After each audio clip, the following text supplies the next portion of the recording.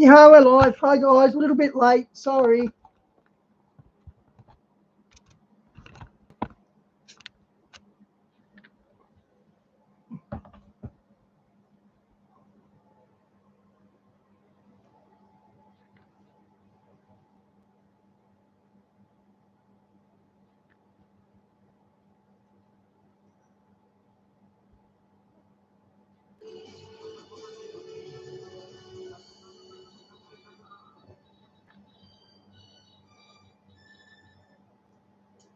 Well, hello everybody.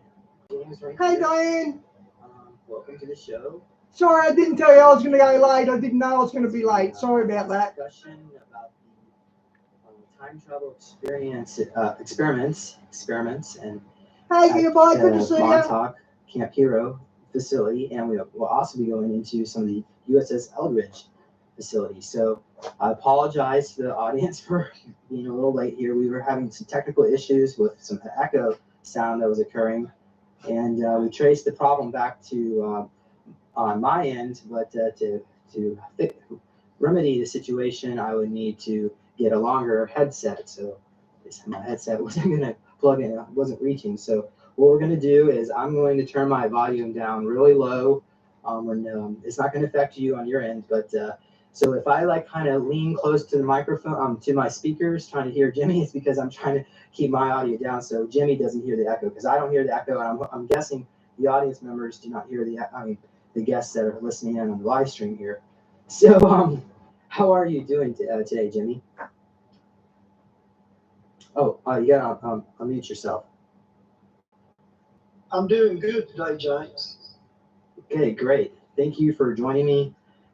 So hopefully we'll have enough energy, because I know it's Bill, late good at to night see you, here, bro. but it's a little bit later for me anyway. But Jimmy, we'll just push through here. So we're going to go today. This is actually a follow-up of a previous video we did back about 6 months ago, where Jimmy explained how he became a crew member on the USS Eldridge back in 1962, when he was under the command of German U-boat Captain Oscar Schneider, who was Phil Schneider's father. And we'll also be discussing the return of how this Eldridge, which is going to appear this year, August actually, is going to, So we're going to basically, for those of you who have not seen it, we're going to do a quick update on that. And we're also going to discuss how the Eldridge ties into Montauk. I know some people are asking some questions. Why did the Eldridge, which was in the Philadelphia harbor, suddenly show up near Montauk, New York? So he'll explain a little bit about that. And so I got some more. If you read the description here, we have some more information on his bio. He was Jimmy Payne was Captain Dallas, which is what the Aliens movies was based out of. He was actually on the Nostromo. He worked with the Tall White Warriors at Area 51 and participated in time travel missions with the Montauk Boys at Camp Hero. So he's also been on Mars, Titan, the Moon, and so he was on the Vandenberg Air Force mission with the Lunar Apollo 20. That was with William Rutledge, and they discovered an Oriental-looking humanoid named EBE Mona Lisa. I remember Jimmy that. claims the Apollo 20 footage on YouTube is real. So It looked Asian, actually, that body they found. And there's lots more I can see. You've also met the Predator creature.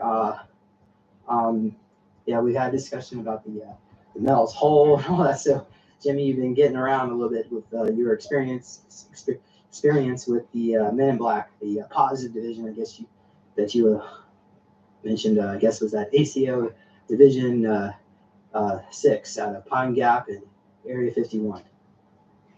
Anything else you want to add to that, Jimmy? Well, I was actually born into all this.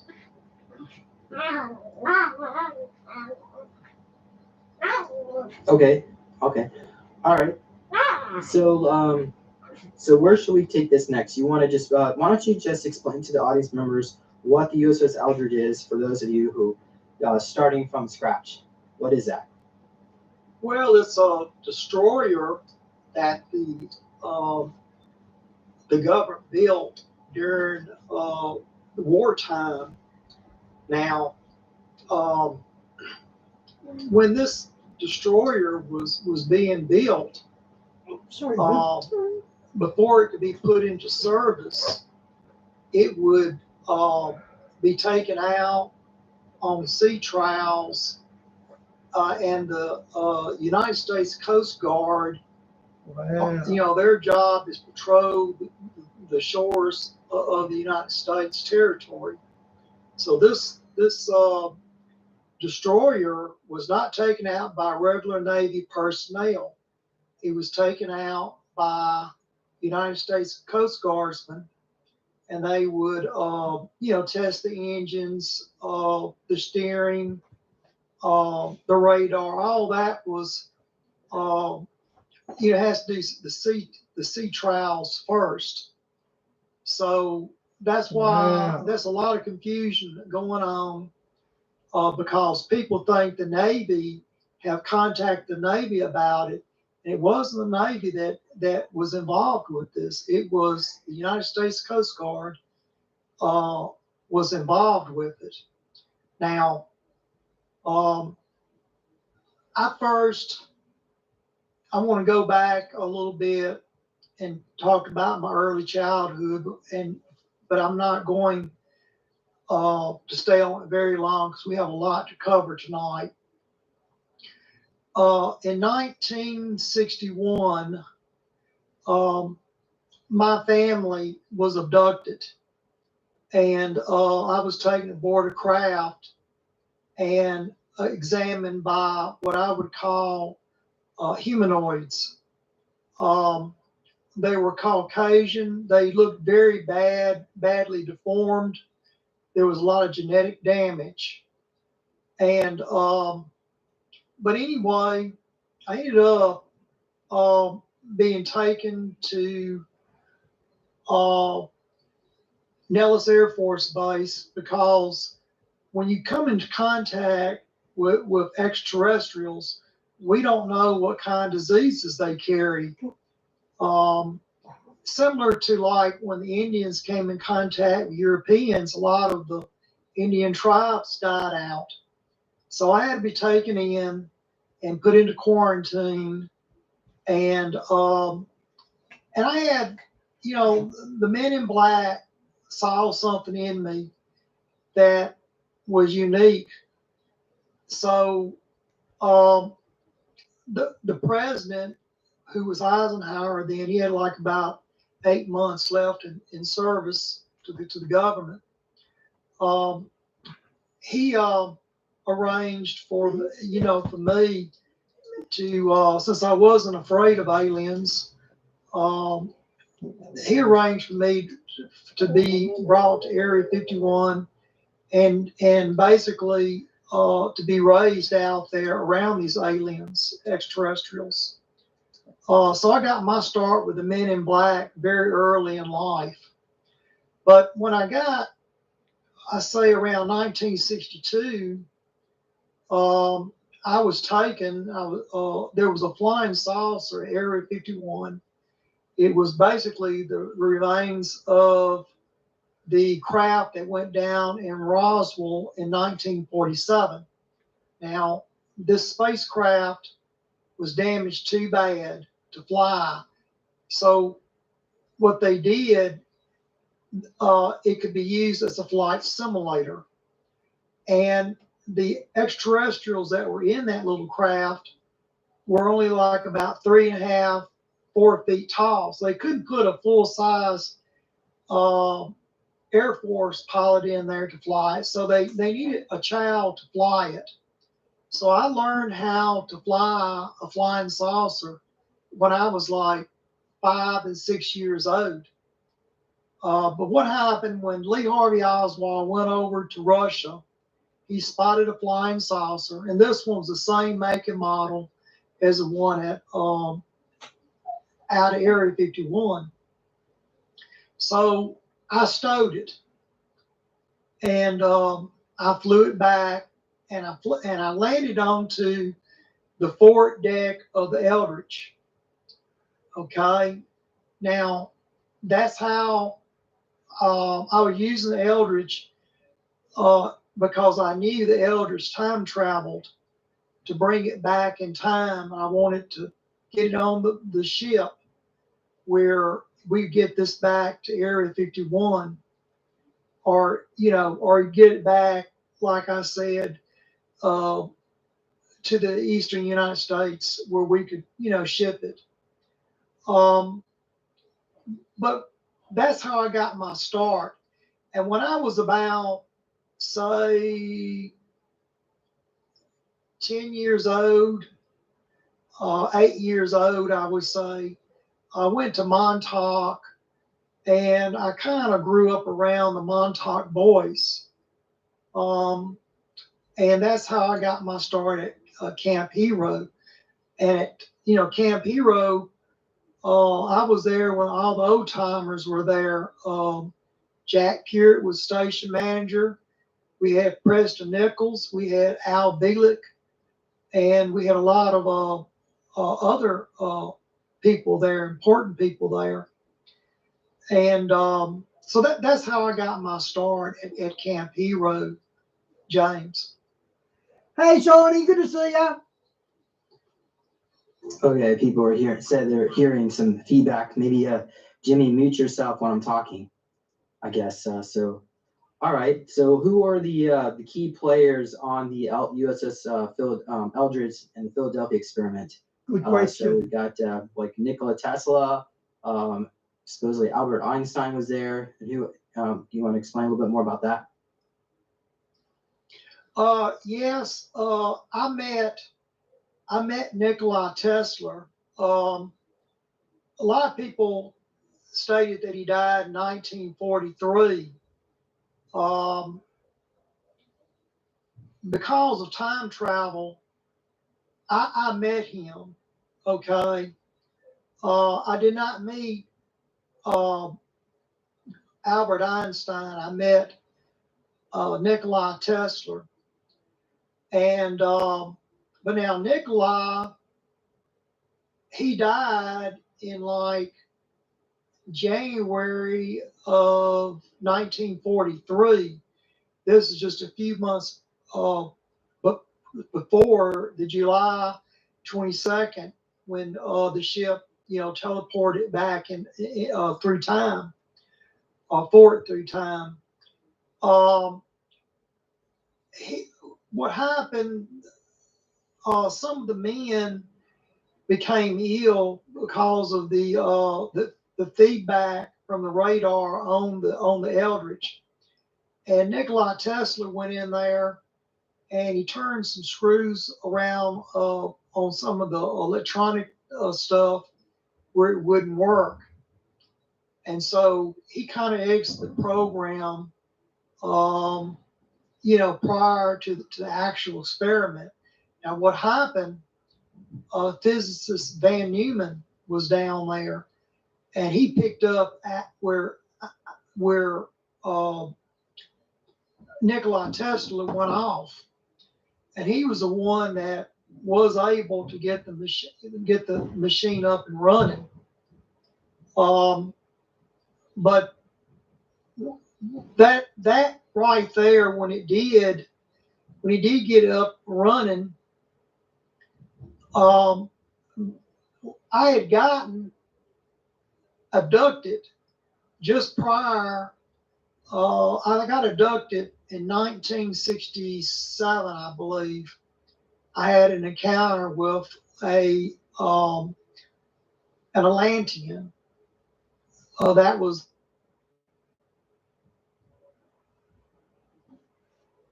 a child, and I was able to get control of that sphere, and I flew through time. I came down in Siberia, and they fired a missile at me, and the missile missed and hit the forest there. That's where the great, explosion occurred over in Russia. It knocked a bunch of trees down, and He's talking about Tunguska. I believe that was, And I knew it had something to do with Nikola Tesla, them Tunguska trees. 1908 when that explosion occurred, James. But it was somewhere down. It was somewhere close that timeline. I have to go back and look at it's, Supposedly that was an experiment with the Tesla ray gun. You want to comment about that? I want to sidestep that. There's a lot of things that is still classified, James, and I feel that I buddy sidestepped that one.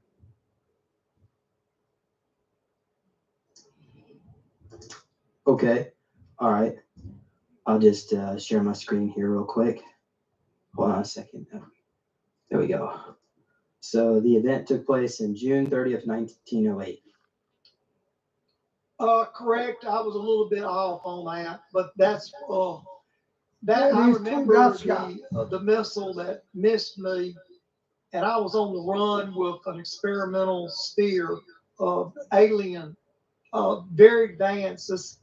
This spear that I took control of is faster than anything at Area 51. We don't have anything quite. We have some, some I hate when advanced it does this craft at Area glary 51, thing. but this one's really fast. Okay, keep talking. Yeah. So let's see here. We'll go from so there. So explain how you actually a little bit more on how you got onto the Eldridge itself. Well, what happened, James? I had some communications that came through the computer on that spacecraft, and I was ordered to fly down by a naval ship. And when I got over the naval destroyer, I was ordered to stand by for a test. And when the officer on the Eldridge fired up the equipment, it caused the spear to become unstable. And I was getting a lot of G's. I was zigzagging back and forth. It's kind of like if you take a magnet and you get it close to like a refrigerator and you let go of it and it sticks to the metal. I mean, it pulled me that quick into the Eldridge. And the spear hit just below the forward starboard side, excuse me, the port side. And right below the water good to see you. and I slammed into it and went into the hull of the Eldridge. And when I got to the hatch door, I opened it, and one of the extraterrestrials escaped out of the hatch and got into the hull of the ship. Now, I went and I grabbed a laser rifle, and I knew I had to, subdue the alien. And when I stepped out of the spear, I saw the damage it had did to the hull of the Eldridge. But what was strange was the water was being held back. I could look and see the metal all bent inward, but I noticed the water was being held out. And I took my finger and I stuck it into the water and I pulled it back out, and there was like a little bitty leak, like you cut on like a little garden hose. But anytime like I said, I did it one or two times, it was leaking. I didn't do it anymore. So when I left out of the hull, I went in through I came in through several different compartments of the Eldridge. And I had a hand radio on me at that time. And I was being told, whatever I do, don't confront them. only go behind the alien. Do not stand in front of the alien. Approach the alien from behind. And ended up getting into the kitchen area where I came in contact. That is the galley of the ship, the kitchen. And I went ahead and started firing this laser, and it had little balls of light that would come out of about the size of a golf ball. And this light was real slow.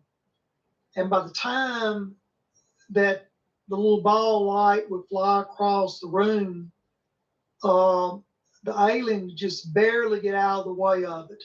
We couldn't move very quick.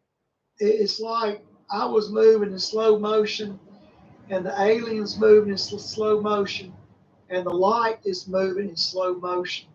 But it felt like if you got into a pool, like a swimming pool, and you were like chest deep, and you started walking kind of quick in the bottom on a pool, you'll feel resistance.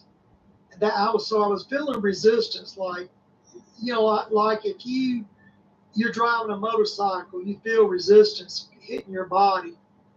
But I felt gravitational resistance is what I felt. I didn't feel any water. I didn't feel any wind, but it's like a gravitational drag, and I was moving real slow. Um, but it ended up, like I said, the alien was wounded, and I ended up getting him into a cargo area, and I closed the hatch, and it was a mop that I took and jammed up against the hatch door to keep the alien from opening it from the inside. In other words, I trapped it in the cargo area, and I managed to get out. Went through several other corridors and found a hatch and opened it up. And when I did, the Eldritch was on fire.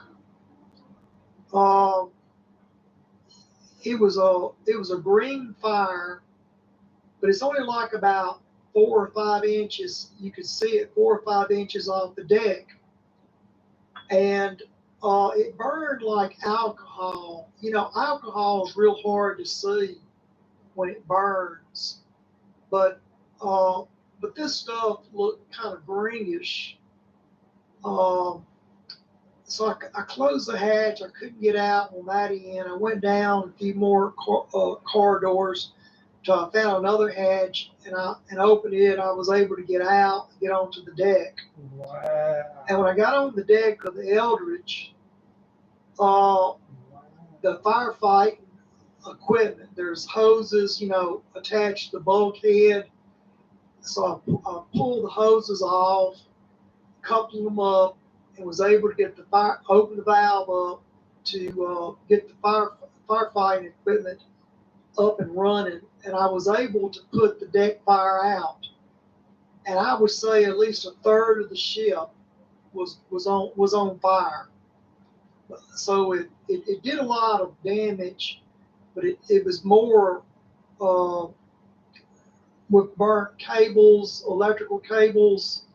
The paint, the steel wasn't damaged, but the steel was extremely hot, just like you would grab hold of a hot cast iron skillet. I mean, when I Shawnee, do you know that for a fact? Tucker interviewed Putin. Is that a fact, is it?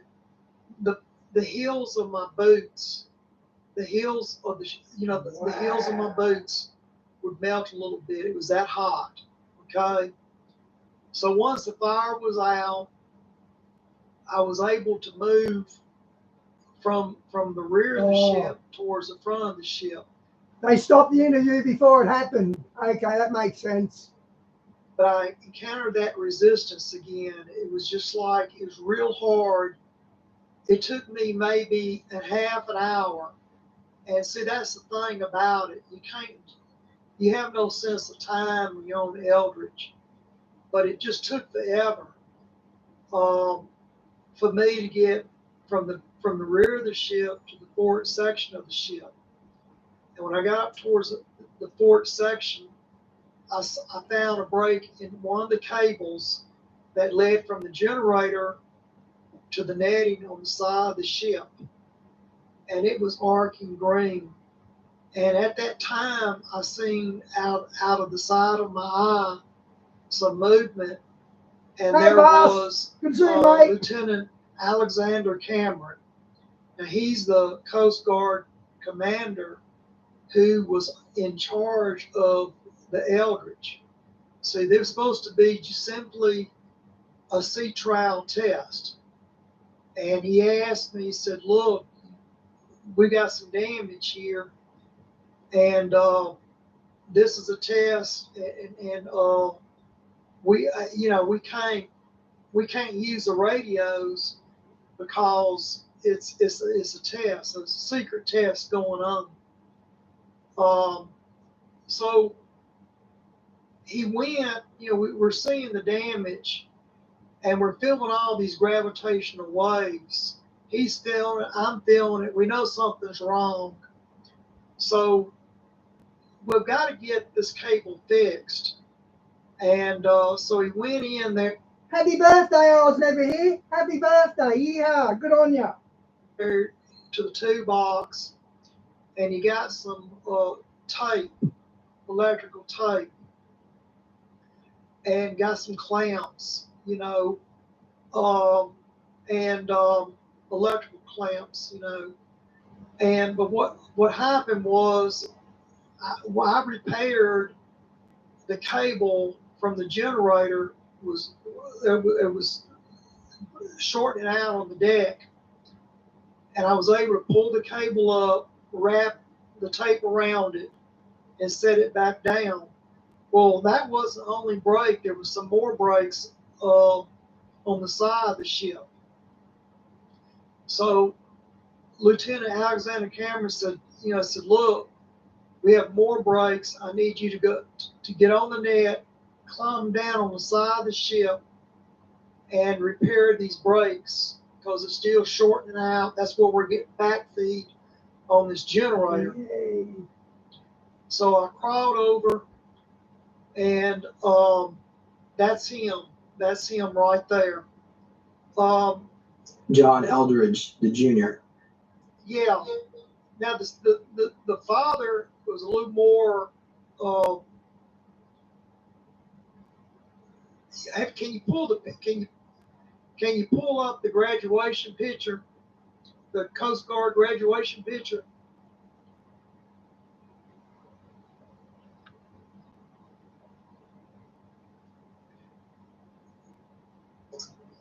What about it? James, I can. That's not the picture I want, but let me go on with the story for a minute here.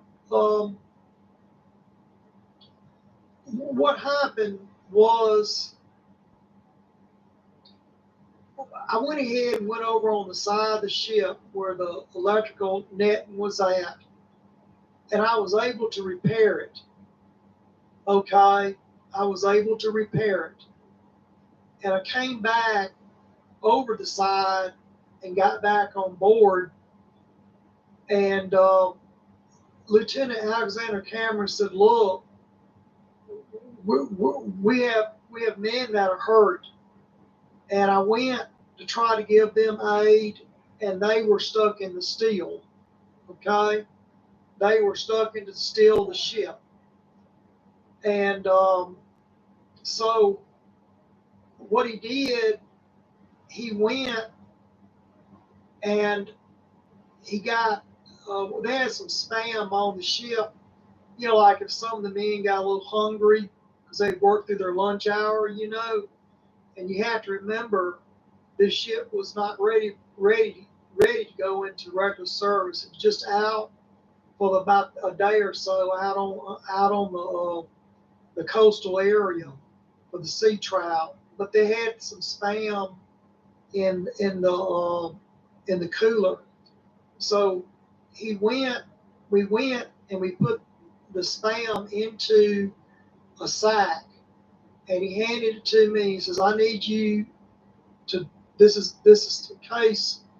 You know, you become lost. You have some food here. I need you to climb back over the side of the ship. I want you to go down to the end of the net, and I want you to jump off. All right.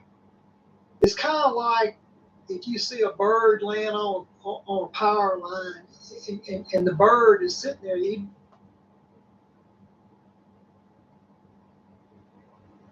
holding on to the power line. You don't want to touch the ground and touch the power line at the same time. You have to jump.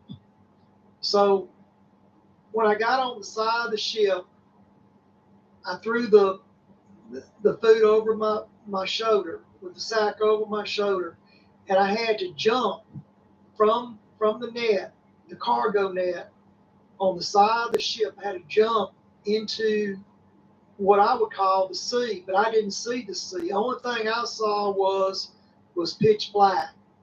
I never saw anything else. Nothing but green light. And the green light would be very similar if you put on night vision goggles. That's the best way I can describe it, is just a green light. And I jumped off, and I came down, and I came out. When I came down, I hid outside the fence of the Eldridge. Well, excuse me, outside the fence of Camp Hero, and it was dark. And when I came down, not far from me, part of the tower came down and hit the fence, and it so the fence was electrified, so I couldn't get into the base, and I was disoriented. It's kind of like, you know, the radio frequency, the radio waves. Hey, Barry, good to see you, It mate. makes your brain swell a little bit. So I was a little bit disoriented. So I ended up walking out. Kept walking down by the side of the security gate, security fence. I couldn't get in. I ended up wandering down onto the beach area, and I might have been maybe about 3 or 4 miles from the base, walking down the beach, and the helicopters came down. They landed. They picked me up and brought me, brought me back to the base. Were you in 1962 at this point? Can you move? I want to say it was 1967, James. No, I take that back. It wasn't I was abducted in 1967, but it was like I want to say 1964 is when, or either 1965. It was that timeline, because Oscar Snyder, Captain Snyder, was asking me about it. Did I know what year? No, so I'm going well, mate. I'm just plugging along, enjoying my life and hanging out with you guys. It's a pretty good life. Thanks for asking. Was, and I was a little bit confused because I still had some swelling, pressure on my brain from the radio waves. That's what what he was worried about. A lot of the men on the Eldridge was suffering the same phenomenon.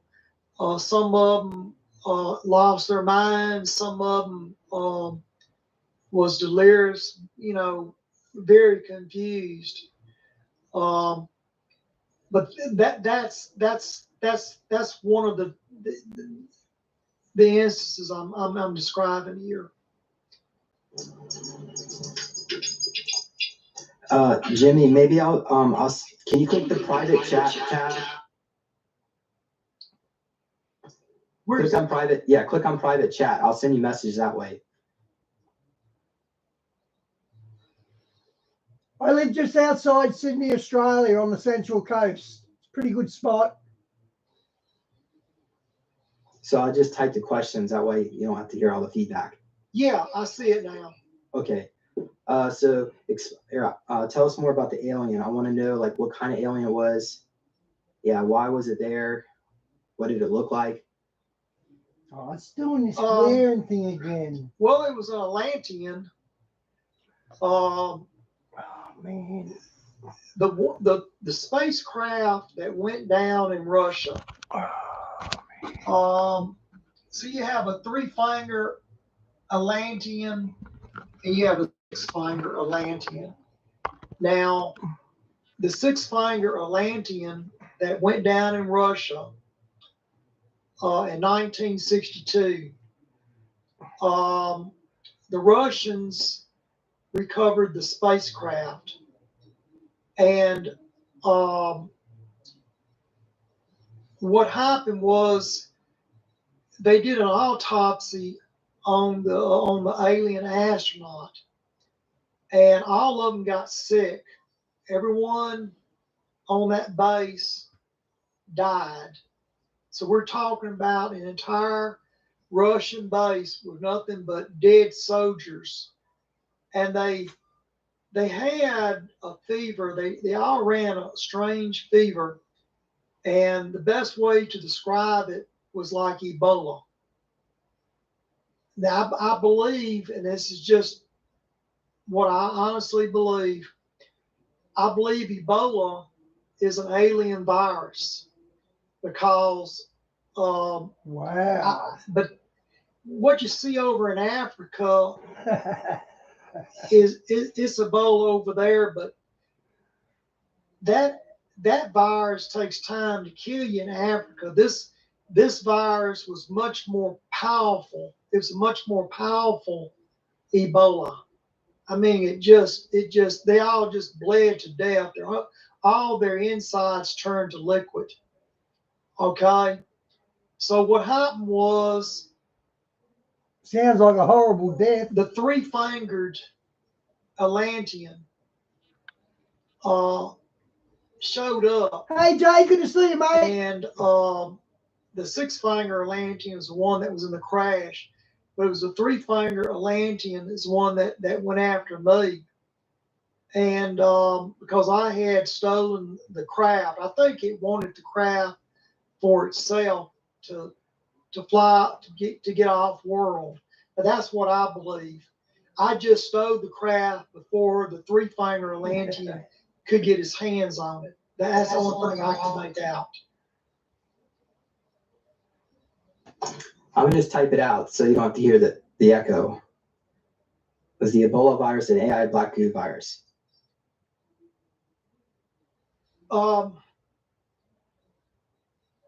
James, I believe I'm not going to say 100%, but the way the Russians died, I mean, they just turned black. I mean, it was just incredibly quick.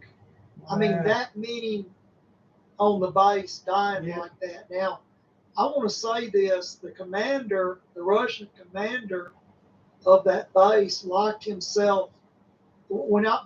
Yeah, Jay, they suspended the account. I've got another account though. So you send me a friend request and I'll accept it, Jay. But yeah, they suspended the account. All these soldiers started dropping dead. He immediately locked himself in the office. He was terrified. And when the 3-finger alien met up with me, it wanted me to follow it. And I followed the alien up into the base. And they had taken some more stuff out of that craft. And but what happened? The officer, the commander of that military base, he had a pistol on his hip. And when the alien confronted the the Russian commander, of course, alien was telepathic, and it told the Russian officer um, that he wanted every bit of the material back, and then it made the Russian officer apologize to him, and after he apologized to him, he made the Russian pull the gun out of his holster, and he told the Russian officer to point it towards his head. And then when he put it to his head, the alien said, "Pull the trigger." And the Russian officer pulled the trigger, and he blew his brains out. The blood, some of his brains and blood flew on me. And it kind of traumatized me, but he was doing it by thought. In other words, if that alien looked you in the eye and told you to put a gun to your head and then pull the trigger, you have no choice. It was some type of mind control. And the alien called itself a god, God, and that it came in peace. But it was furious at what had happened. So after the commander blew his brains out, the alien informed me. He said, "Well, we want you to, put the stuff that he took out of the craft back into this military truck, and for you to drive the truck back away from the base here." And I did as I was instructed. You see what I'm saying? So, like I said, the Russians claim it happened in like 1969, 1979, but that's incorrect. It happened in 1962. Now I think the actor Roger Moore did a segment on it, about the flying saucer, and it showed the alien autopsy, the Russian alien autopsy. Actor Roger Moore narrated the clip, but that was the actual craft that I stowed, James. Do you see the screen? Yes. Why was the alien there? Do you know? Could you mute yourself, James? My guess is that not only was an alien monitoring Camp Hero, he was also monitoring the spacecraft that went down in Russia. So you have to remember, the alien can time jump. That's what he was doing. I think he wanted it to go off world with it. Now that's just, no one. This is just something I've thought about through the years. Why? He was desperate to get off world, and he knew how to fly the craft, and but he was definitely trying to hijack it. I simply hijacked it prior than he did. See the screen. Look at the question there. Did the hoe in hyperspace allow the negative rays to enter our reality? James, they've been here a long time, the Greys have. Now, there was an instance at Camp Hero where some Greys that I was with got dragged into the time tunnel. I believe Al Buick might have said something about that, and I think he gave it on one of his lectures. But they stayed at Camp Hero for several days, and that's when Preston Nichols took some Lysol and sprayed on them, and they seemed to get drunk. So they absorb nutrients through their skin. But a little gray, if he doesn't shower, he can have a strong body odor, very strong. Explain why. Why do they smell so bad? They don't have they like a human defecates. We have intestines. All right, they don't have that. They expel the when they're Oh, how gross! Wow, gross. food digesting. They they absorb food through their skin, and then they expel it when it's through absorbing. Hey, I did pay. That's why they take blood, say cattle, and they take this blood from the cattle. They smear it on their arms or legs. That's how they get their nutrients. Use my card. And I'm gonna say something. When you see mutilated cattle, that's a good sign, because if it's a wild gray, it's not going to go after cattle, it's going to go after humans. So if you see mutilated cattle, it means that we have a friendly gray around. He's going after the livestock. But a wild gray will abduct you and cut you up. Yeah, I got another mark. And I got one on my leg too. So, but that's I think these are like reptilians that are doing this, Draco. Now I want to say something. There are like parasites, like vampire bats. A vampire bat, I'm not talking about a vampire bat on Earth. I'm talking about an alien vampire bat. Oh, okay. Well, let's just move on here. But I'm thinking you have more like puncture wounds.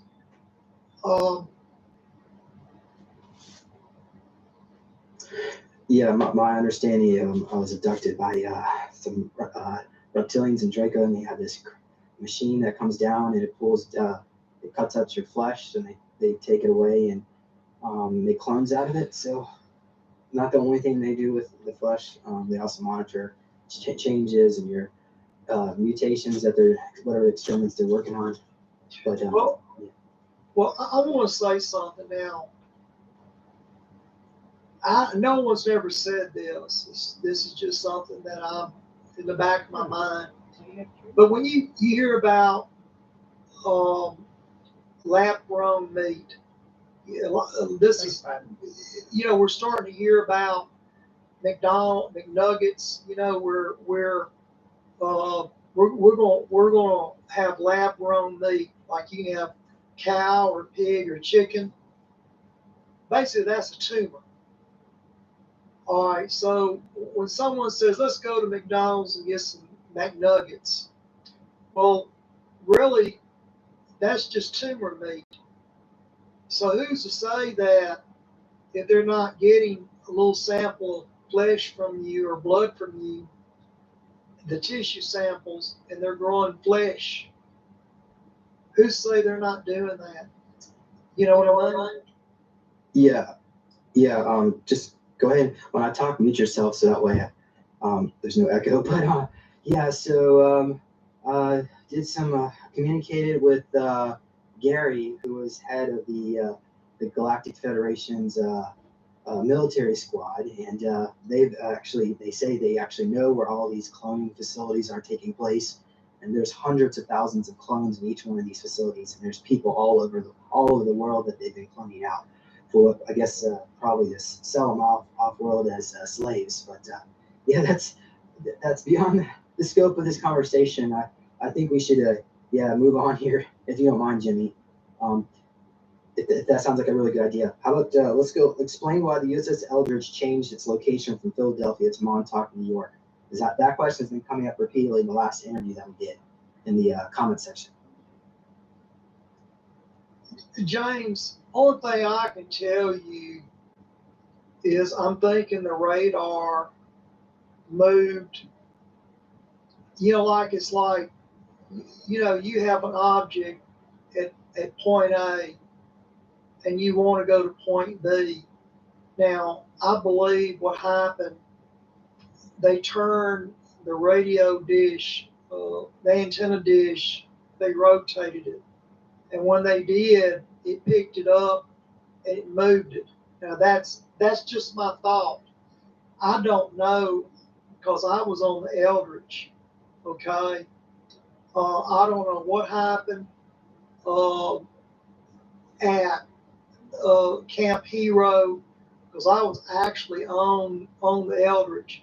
Now I do not do public appearances. I'm not like Al Bielek, and I use the name Jimmy Payne. That's an alias name. Okay, uh, but I have no. I'm not trying to write a book about it. There's lots of people who wants to write a book about it. There's lots of people who want to make a movie about it. I've had over 3 dozen movies made of just different things that I've been involved in. So when I see that on a movie theater screen, I feel violated.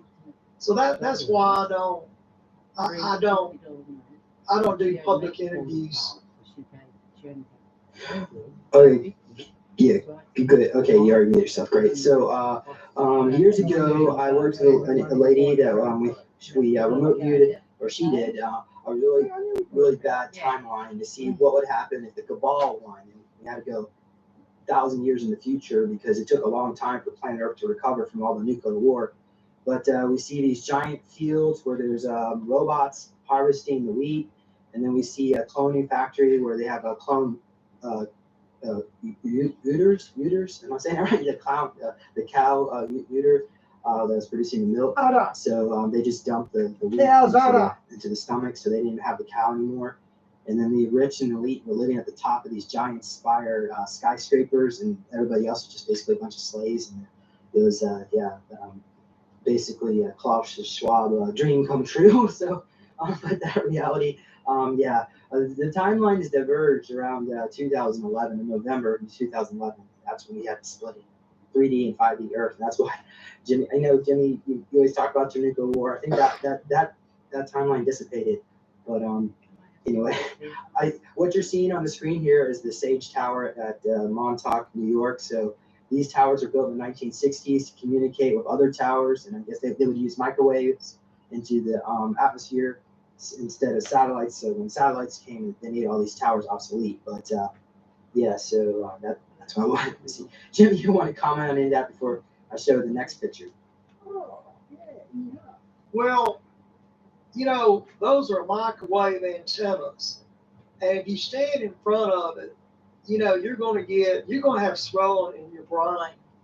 So, what the thing about the Montauk boys is that when you get around this equipment, they go to talking and they try to put a year down, and then the timeline is distorted because you don't really know what happens until your brain stops swelling. We can time jump, but we have a little bit of brain swellage.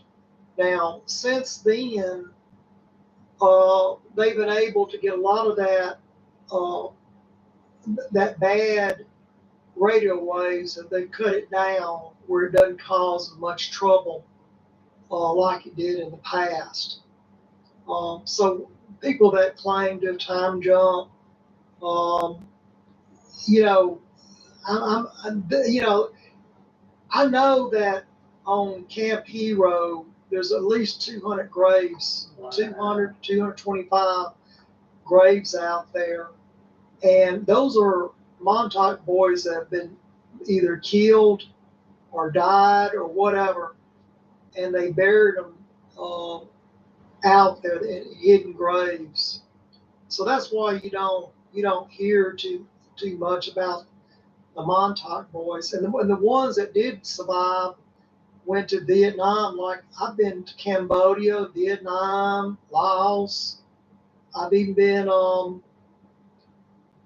within eyesight of the Chinese border. I've been in Hanoi, been in prison in Hanoi. So a lot of the Montauk boys were very few of them lived. Okay, look at the question. Do you see it? Why is Alexander Cameron not able to tell what time it is? Yes. Well, it's. I'm going to try to explain it the best way I can. If I took a flashlight and I turned it on the deck of the Eldridge, the light would go out maybe 6 or 7 feet and then bend downward. And if I put the flashlight on a table, I could walk to the other end of the room quicker, just slightly quicker than the light could get to the other end of the room. It's kind of like you take a slinky. When you were a kid, you had a slinky toy, and you found some stairs, and you took the slinky and you leaned it over, and it went down to the next step, and then went down to the next step, and went down to the next step. That's how the light was behaving. Now, as far as not being able to tell time, I thought I was on the Elders maybe an hour. But when I came off the Eldridge, I had frost on my skin. I had to be given IVs in both arms and both legs. I was dehydrated. My fingers turned black as if I had been frostbitten. Okay, and I was real weak. And as if I had not had any food for about 4 or 5 days. Now, there's been instances where other men have entered a spear. We had another spear that came down that was retrieved. It wasn't brought back to our timeline. It was brought back into the future, about 500-600 years into the future. And those men, when they entered the spear, they thought they were in there for like 20 minutes. And when they came back out, they had beards, 5 days worth of beards. And they had only been in there like 20 minutes inside the spear. Wow. So it is a distortion of time. And that's the best way I can describe it.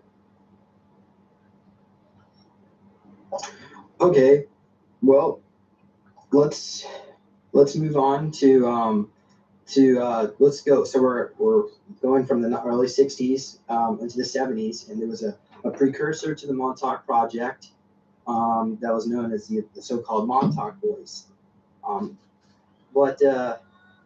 Explain about Project Paperclip, maybe Monarch programming, and how they were programming children's minds, I guess, is what they were looking for. I guess in the beginning, boys, and then later on they found girls were just as useful. So, Jimmy, do you have information on this? You can tell us a little bit about the early, before really Montauk Project started. Well, first off, I'm tied in with Project Paperclip. My family I have relatives in Germany, and I have relatives in Italy. Okay, so when Paperclip, when the scientists in Germany were being brought over to the United States, A lot of them went down to, some of them went to Holloman Air Force Base. Some of them went over to um, Nellis Air Force Base. Some went to Plum Island. Okay. Now, by the 1960s, when I came there, I came in like 61, I think. But when I got like old enough, I was told that I would be trained as a technician.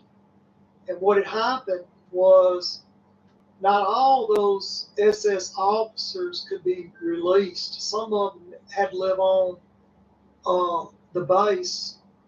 Never did get released to the public. Some did. Most did, but some didn't. Now, because the nuclear test out at Nellis Air Force Base, a lot of those technicians, German technicians, they were losing their hair or losing their teeth. They had, I would say, radiation damage to their skin. They were, you know, they were starting to die, prematurely die. So I was trained to take the place of those technicians, and because I was German, your government, looked at me like a war prize, and so um, that's how I became involved with the aliens at Area 51. But what happened was Captain Oscar Snyder, he he was German as well, but he was drafted, or should I say, appropriated and put into the United States Navy during the war, or right at the end of the war. And he was tied in with the Philadelphia experiment. Him and Valiant Thor was involved. And so what happened, he was Captain Snyder, when he went to, when he did in his U-boat, he would, go around the Montauk, and people report seeing that U-boat around there. That was his U-boat. And he would let me out. And, I would come ashore by Oyster Pond.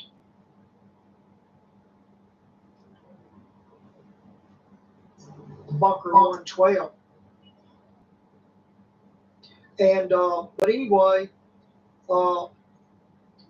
I was taken in and put with other boys down there, and it was kind of like a reform school.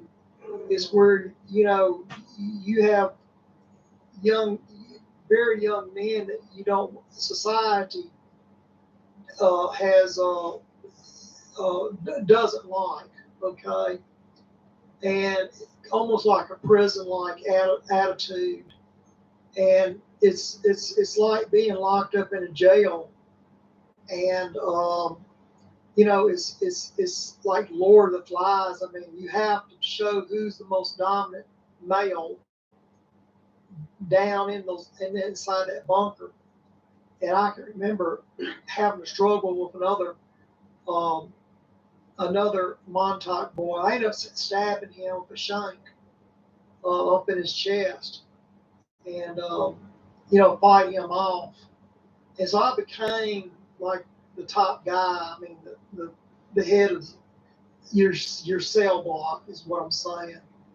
And the Montauk boys, the early ones, they were bred for war. They're very violent, and now because that's why a lot of them were sent off to Vietnam, and to be a time traveler, it doesn't, you would kill somebody if somebody found out that you were a time traveler. You'd kill them. You do whatever it takes to get the information you need. And I would go back in time or go forward in time. I would, steal stuff, military secrets, stuff like that, and or either monitor um, that particular um, timeline. But I would always have to report back, tell Jack Hewitt or whoever was down there what was going on. So that's the girls. They tried it with the girls, but because the radio waves were so the microwaves were so strong from the radar, the boys, some boys could take it, other boys could, but none of the girls could take it. So the girls basically brought back down to Brookhaven National Laboratories, and when they did work all the bugs out, well, by that time, Montauk was winding down, and they had much better electronics that didn't interfere with your brain. So they did use the women, the females, but it's much later in the program when they're able to refine the electronics, James. Okay. Oh wow, so many questions. Let's see here. We've got this one. Was Hitler given plans for the nuclear bomb and refused to make one, while the Americans were excited to get one? And the Japanese actually surrendered to the United States before they dropped the nuclear bomb. So they just wanted some virgin targets. I think I'm laughing, but what's funny is just how we've been lied to. That's what's funny. Not yeah. But yeah. Can you comment about that really quick, Jimmy? First of all, Hitler did not want to fight the United States. He did not want to fight the United States. Now, the royal family in England. They should have kept sinking the cargo ships from the US though, because that's why the US got involved, because of the cargo ships the U-boats were shooting down. They're reptilian, okay, and they're the ones. Earth is being terraformed right now. All right, you see your government right now is on a witch hunt. All right, you see drugs in the streets. You see all this homosexual stuff and transvestites and all that. All right, this is by no mistake. And so Hitler wanted to kill the royal family because he knew they weren't human. Okay? The United States was just dragged up in it by the British. What happened was someone at Montauk did a time jump, went back in time, and altered the American Civil War.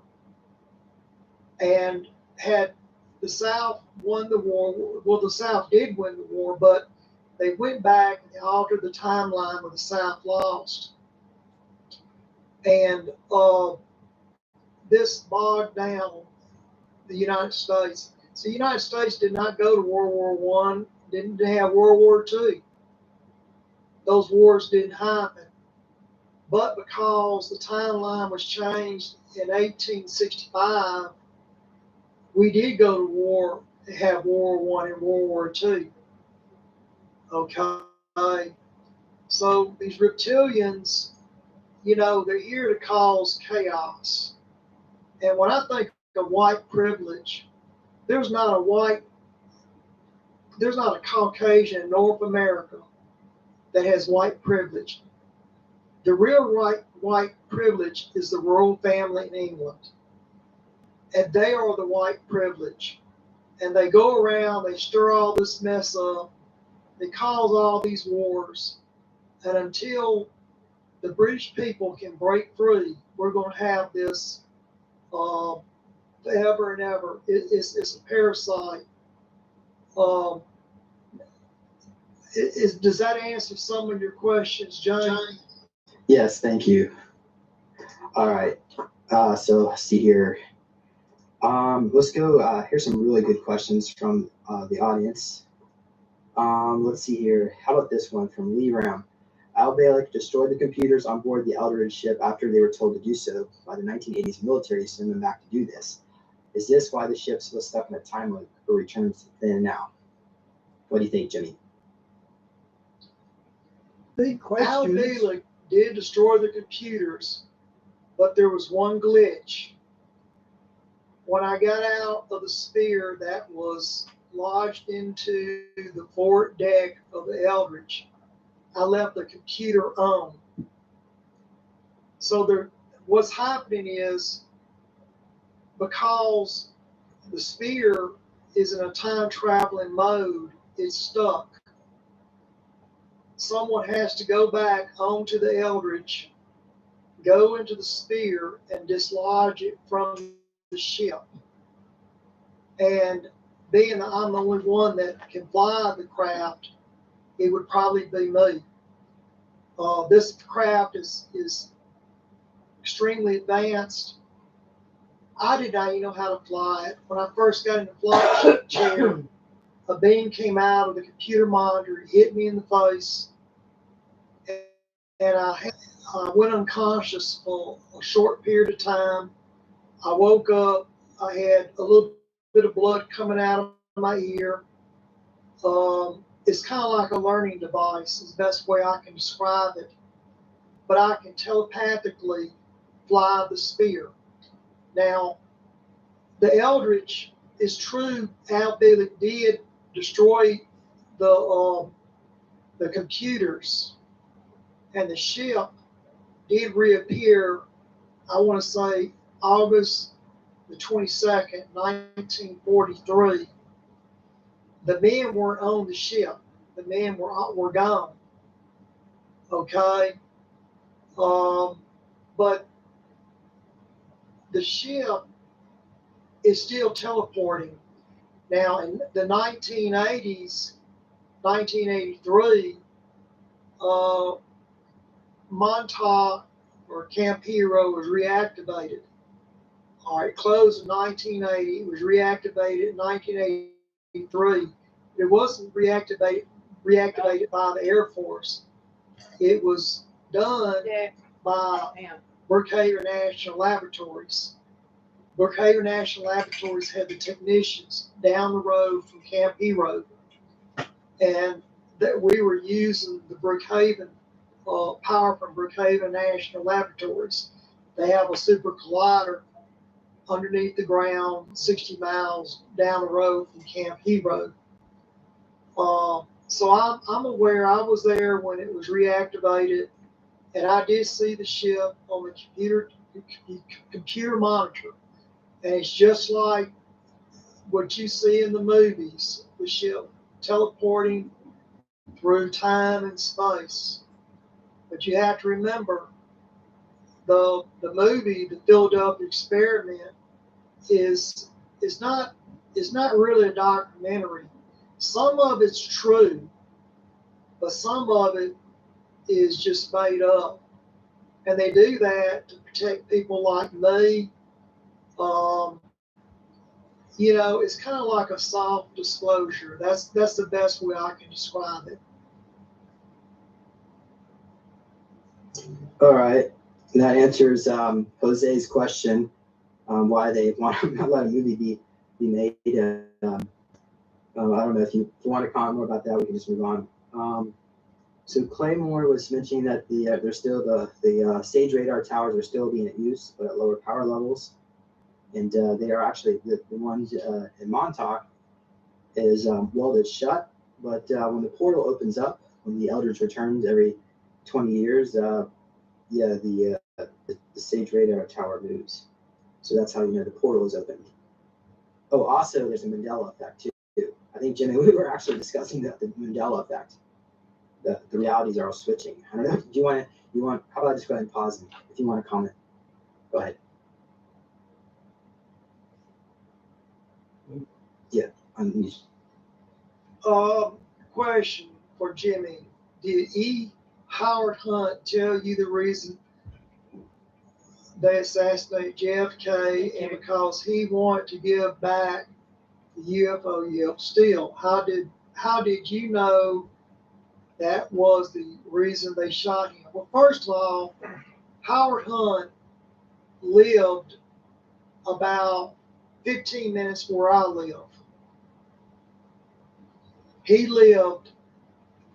I grew up around his sons. Okay, Howard Hunt was my handler at one time. Jeff Kennedy did find out that we stole his flying saucer.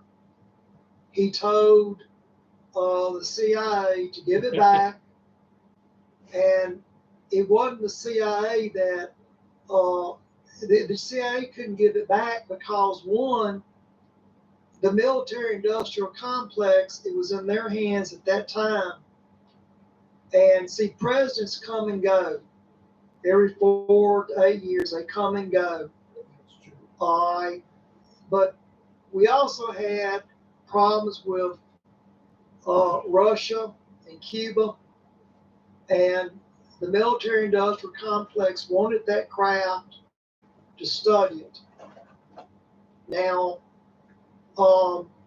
JFK was going to give a speech when he was in Dallas, and he had wrote out the speech on an envelope, from what I understand, or had an envelope with the speech in it, in which he was going to tell the public about the aliens. And the mayor of Dallas was the guy that was in the car with him and his wife, along with Jackie. When Kennedy was shot, I was on the 6th floor. Well, I was on the 6th floor of the Texas School Book Depository, and there was 2 men in there. It was Lee Harvey Oswald, and there was a guy, David Morals, was up there. David Morals is who fired the kill shot. And David Morals had an invisibility pack. You put it over your shoulder, you flip the switch, you can't see them. And when I came down the stairs, the policeman came right past me. See, nobody pays attention to a child. Nobody pays attention to a child. Good point. They're looking for the gunman. And but Lee never did kill President Kennedy. He fired blanks. That's what he fired. And Lee is a true hero. He loved his country. He knew that the future would be messed up. And you're starting to see it right now. That you have a government that's out of control, James. And Lee Harvey Oswald wanted a republic. We don't have a republic right now. Does that help answer the question that's before me? Yeah, so basically the aliens is what gave the order, because JFK, he was going to tell the public about aliens, and yeah, so that letter that was that he was going to read to the public was, I guess you said the governor had it. He put it in his safe, so when he died, that I guess that's in his estate still, and it hasn't really been released to the public what his message was going to be that day. But I'm hoping maybe the so-called, I don't know if I can say, let's say 17, right? So we can say the letter, went back in time with, the Marvelous Adventures book. Supposedly they went back in time. Maybe they made a clone of them, and Kennedy's with the Galactic Federation now. I don't know. That might be a stretch, but you never know. So, yeah. So I was saying, yeah, was JFK clone? Is he still alive? Anyway, so all right, I guess we can go ahead and move on here. So let's see here. I got some more questions. We have, is Al Bielek still in the future? Maybe he, supposedly, he died, what was it, like 2008? I think he died. You want to comment about that? Yeah, I want to comment on some other questions. So I think when people ask a question, they need to be heard. One of the prior questions was Jeff Kennedy a clone? I do know they've cloned a couple of the presidents. I don't know if Jeff Kennedy was a clone, but I do know that they clone presidents. There's been a couple of them have been cloned. Now, is Al Bielek still in the future? He figured it out. Al is dead right now. When your body, you're a biological unit, and when you die, you die. We're basically we have, in other words, we can go into the future, we can go into the past, but once our body dies, we become a form of energy, like an orb. Okay. What other questions, James? All right. Let's go to some of the ones that I had. Let's going back into the Montauk project. So the Montauk project was under Project Phoenix, and that's also what the Philadelphia experiment was under. But we also know that Montauk 1.0 ended in August of 1983 when Junior destroyed the facility. So we could, before we actually discuss Junior, maybe you can maybe tell us why, for instance, why did so many children die at Montauk? How did they go missing? And then maybe you could go into the operator chair and how. Yeah. So let's go into the nitty gritty there on the Montauk project. I want to. There's a question of why some of the children would die at Montauk. Well, first of all, it goes back to paperclip. We were expendable. Okay, it was experimental. The radio waves, like I said, the microwaves made a lot of the men on Eldridge insane. It messed a lot of them up. And when you tie it in with paperclip, if I went public, people would be shocked, and I would never be able to work anywhere. Yeah. I'd be treated like a war criminal, and but I would rather live as a war criminal than to live another day under this society and this government. I do not believe in the United States government. I believe in the essence. Okay, this is 5 months old, guys, so he's talking about Biden's government. Yes. And I believe that Germany had a just cause. And you see how they treat Hitler.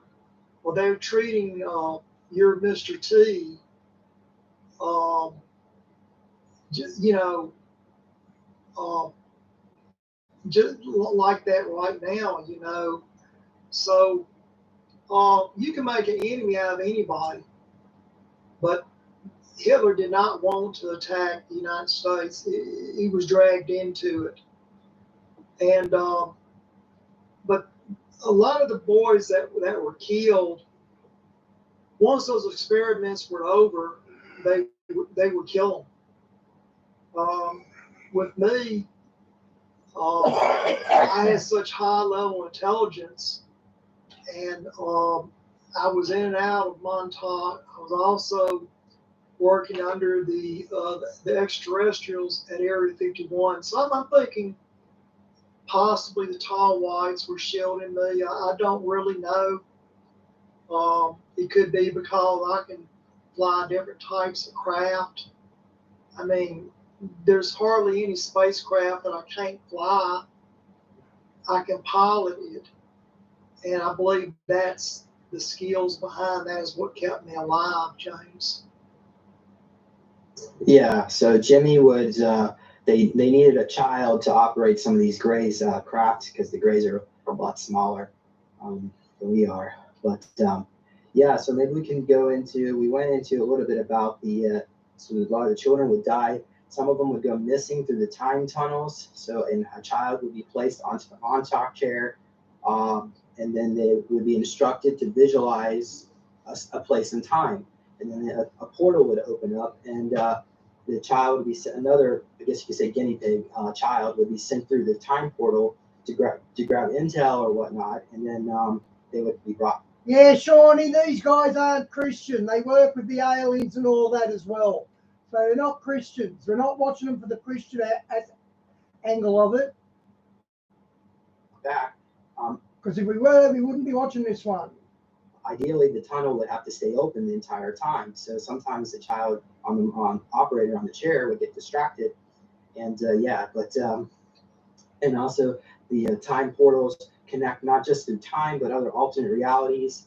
We had one lady come on here. She said she went through a portal and they went to some Satyr lair with the Satyrs, the like goatmen, whatever they said.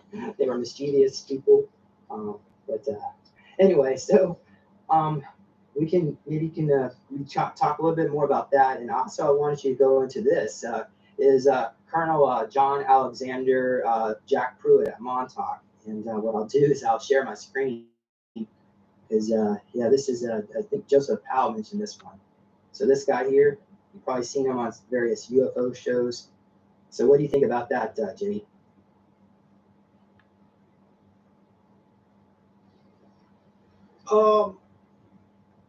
I don't recognize him. I don't know if he's making that claim or not, but Lieutenant Alexander Cameron and Jack Pruitt are two different people. I knew Jack Pruitt. He was a station manager. Lieutenant Alexander Cameron, he like I said, I've been to his house, Lieutenant Alexander Cameron. I've even walked around in 1940, 1942, 1943. I've been all timelines. So, I'm just one of those kind of guys that it doesn't matter what timeline you drop me into, I'll adjust to it. Now there's a question of describe how to operate the Montauk chair and can anyone run it? All right. Well, nobody can. Only specialized people can run the machine. I'll run it before. You have to be careful because you can dose somebody with a lot of voltage, radio waves, and cause damage. The Montauk chair was taken out of the spacecraft. There's two of them. One was at Camp Hero, and the other one was at the Tavistock Institute in England. That's where the British royal family sends their prime ministers and certain people in the military. They go there, they get brainwashed before they even meet the Queen. So that's how the Queen's able to stay in power. At any time a U.S. government official goes to England, and I don't care if it's even a president, he's probably going to end up in the chair at Tavistock Institute. The chair, basically, if you watch the movie Total Recall, the chair looks similar to it. It's not the exact chair, but it looks similar to it. And the movie Total Recall that Arnold Schwarzenegger stars in, there's some truth behind that as well. I've been to to Mars, and you know, when you go through that, it scrambles your Yeah. it gives you temporary amnesia for just a short period. Um, Yeah. that's the best that I can describe the Montauk chair. Right. Wow. I didn't know that. So the Tavistock Institute in the UK, were they also running their own time travel experiments as well, similar to Montauk? Because this has actually come up with some memories that I had. Hello, Infinite Reality. Welcome to the channel. Um, I was sent back in time to meet George Washington, and the Americans were trying to arrange things for the Americans. But basically, all the timelines showed that that England lost its colony. So what the UK England was trying to do is sending people back in time to arrange things that are more favorable at the negotiation table. But ultimately, can you comment about that? Where they did the British royal family, whatever it is, yeah, send people back in time to try to change the timelines to benefit them too. What do you think, Jimmy? Well, first of all, you're very correct. Prince Harry and Meghan Markle should not be in the United States. It's real dangerous to have these British couple here in the United States. Okay, this is going to be interesting. Why is Meghan Markle and Harry dangerous to be in the United States? Let's see what he's got to say here. And it's real dangerous to have British troops at Nellis Air Force Base. If they need a place to train, Australia, the Pine Gap, all that's desert. Okay, so by law, the CIA cannot spy on you, but the British Secret Service can spy on you. So we have British officers that are doing the spying at camp at Nellis Air Force Base.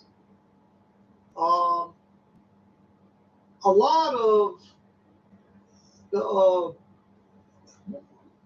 what's going on with the royal family is this: King Charles is not all human; he's part reptilian. Yeah, we know that. And they're not when they abduct somebody. They've been up in Canada abducting school children. They have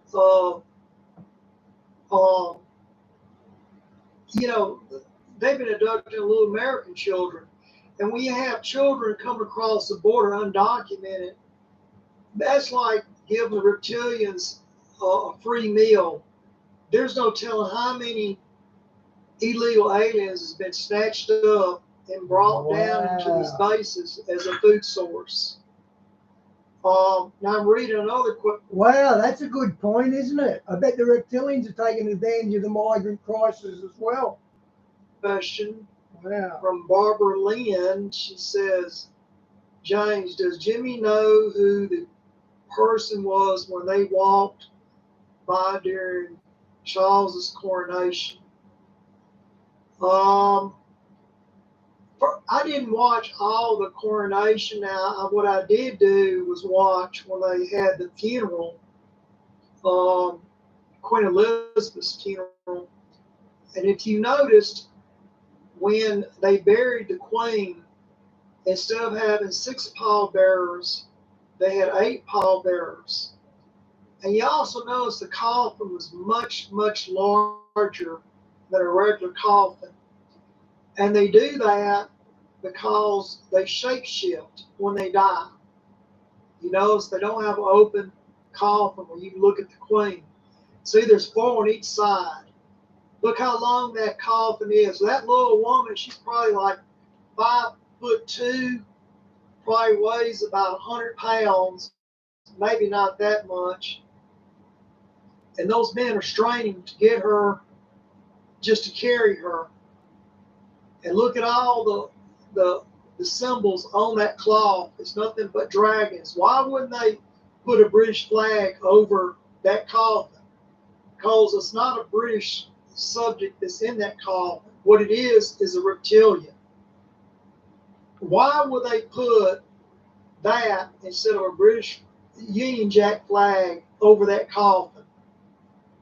She's reptilian. And I've been around her. Me and Arizona have been around her when she shape-shifted.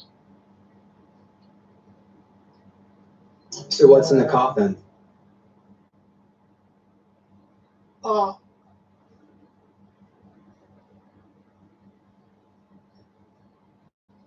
What's in the coffin? Repeat your question.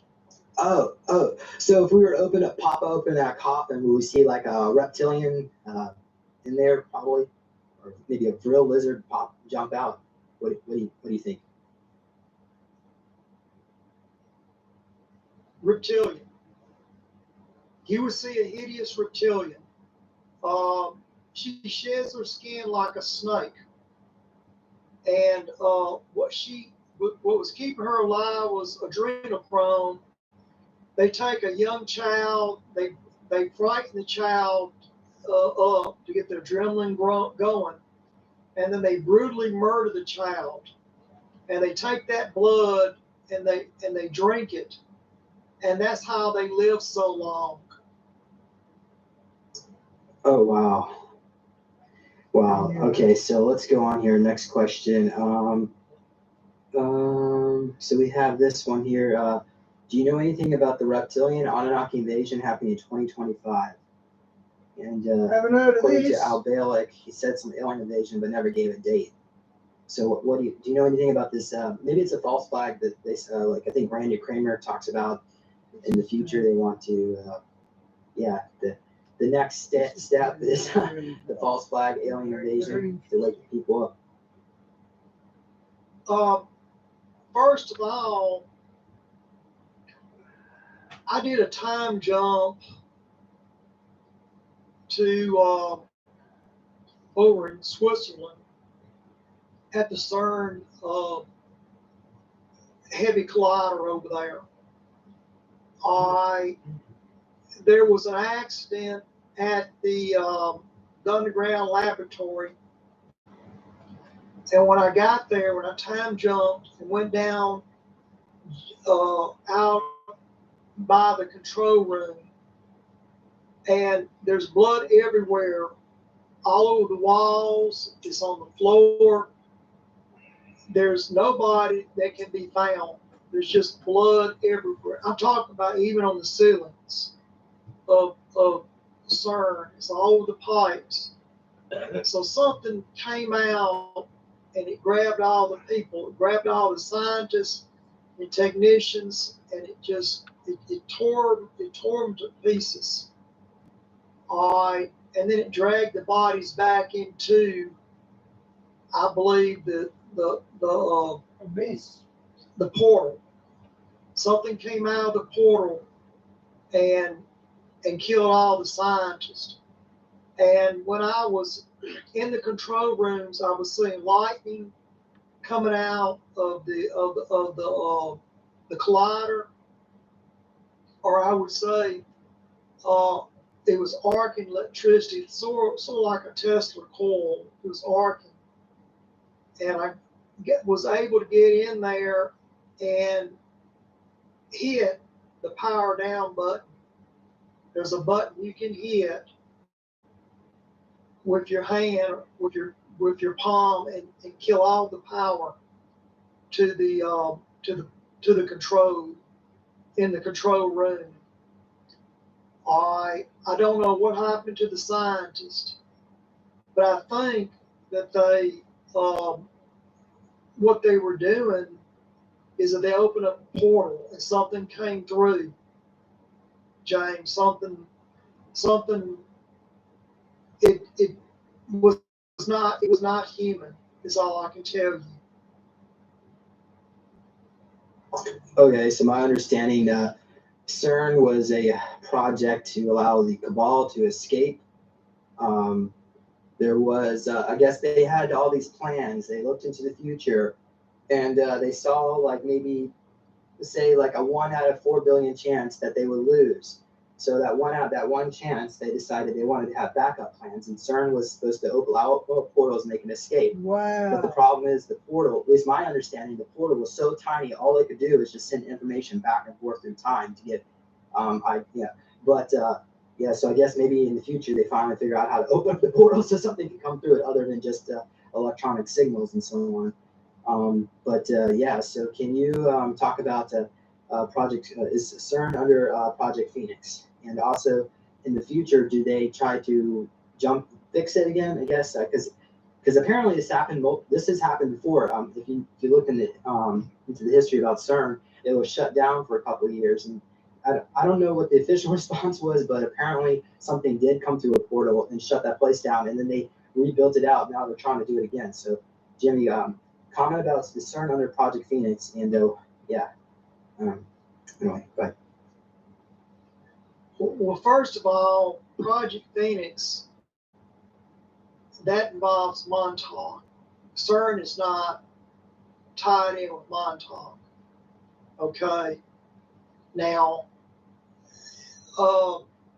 as far as escaping, they don't. I love this guy's accent, especially when he says okay, just okay. I love his accent. Need that. They don't need CERN to escape. There's other gates that they can use. You don't need that much power to teleport.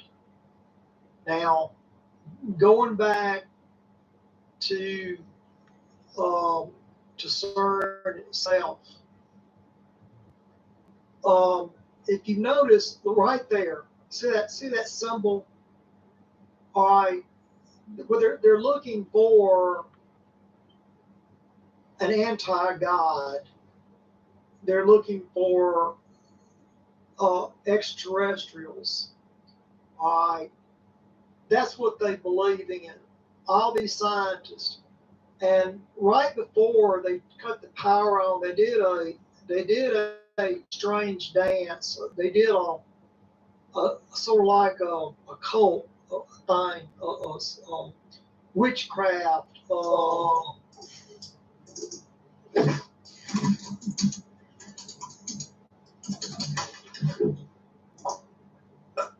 Oh, I see. Okay, it's my turn to talk. Okay, sorry for the awkwardness here. Okay, so let's go ahead and let's move on to, we can discuss about maybe the Montauk monster.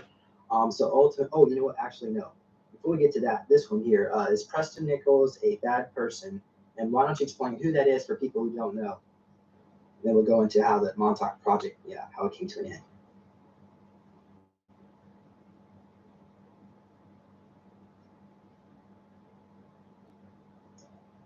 Yeah, you're still muted.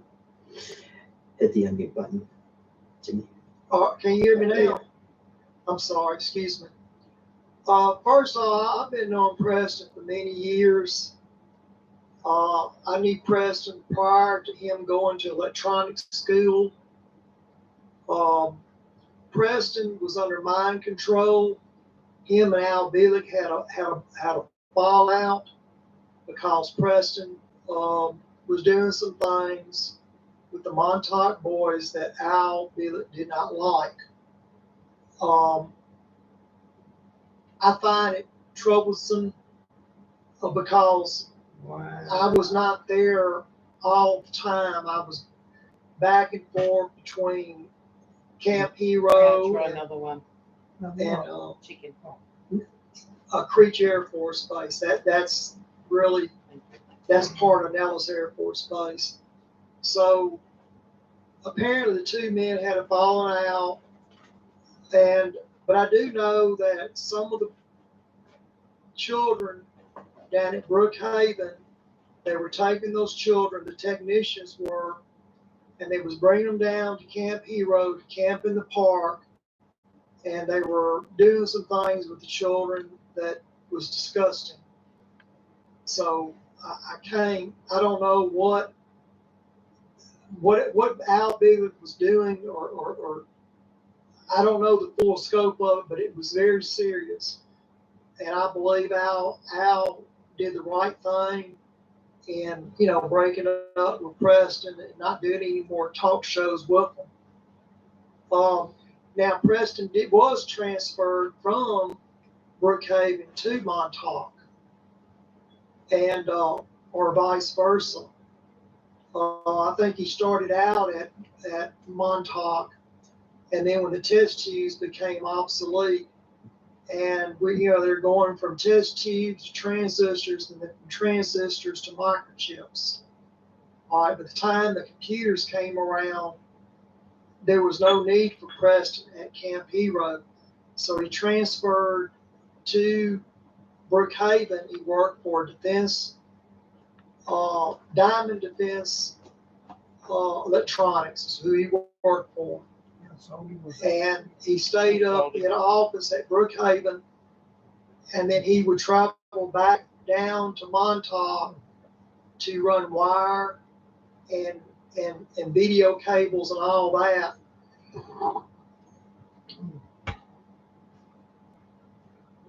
Okay, so we're so at this point, Junior destroys. We've already gone into it's like such old news. I think we just move on from Junior. That was in August, I think 12, right? August 12th of 1983. Oh, Junior. You want to say something? Oh, That's what Infinity was on about, Junior. I was wondering what he was talking about. No. The guy was in the chat a few minutes ago. Okay. Okay. Well, all right. So then, so now let's go over to Brookhaven. So this, I guess, starts up in, I guess, 1983. I'm not sure, but you can see right here, there's a super collider out here at Long Island. So that's, they need, I guess they wanted to open up the portals.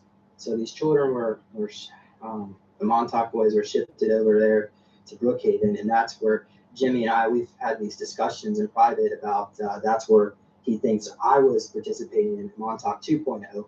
And that's actually come up multiple times, multiple readings in the past. And I even go back, if you look in my early videos, I even talk about being part of Montauk 2.0.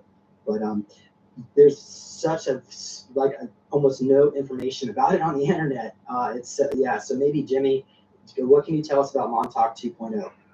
And how were the kids treated better? Because, I mean, they've already developed the MK Ultra techniques under the Project Paperclip Nazi scientists, right? So they didn't really need to torture and brainwash just abuse the children anymore. I'm guessing it was all like a science.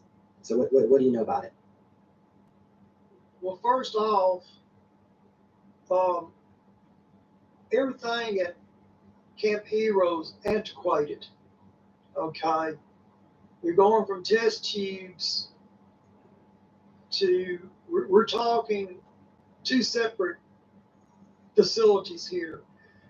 Brookhaven has microchips that are powered by a nuclear reactor.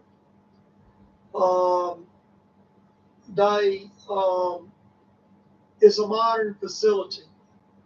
Okay, it has modern it has apartments where the scientists can live at on that base.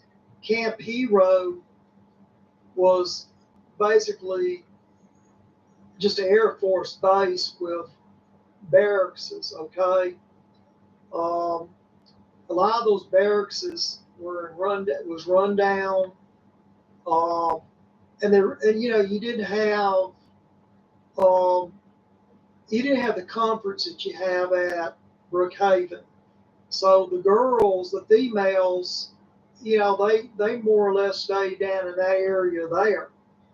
And you have to remember, when Montauk was shut down, everything by that time was being upgraded to computers. So that's where Brookhaven comes in. You don't need a gigantic antenna like you had at Camp Hero. You can do it with a regular cell tower if you had to. Okay. You can also send the signal out by satellite. So you don't really need the big antenna. And does that answer some of your questions? But you have to remember, you don't have the past that I do. I'm directly paperclip. You don't have any of that in your background.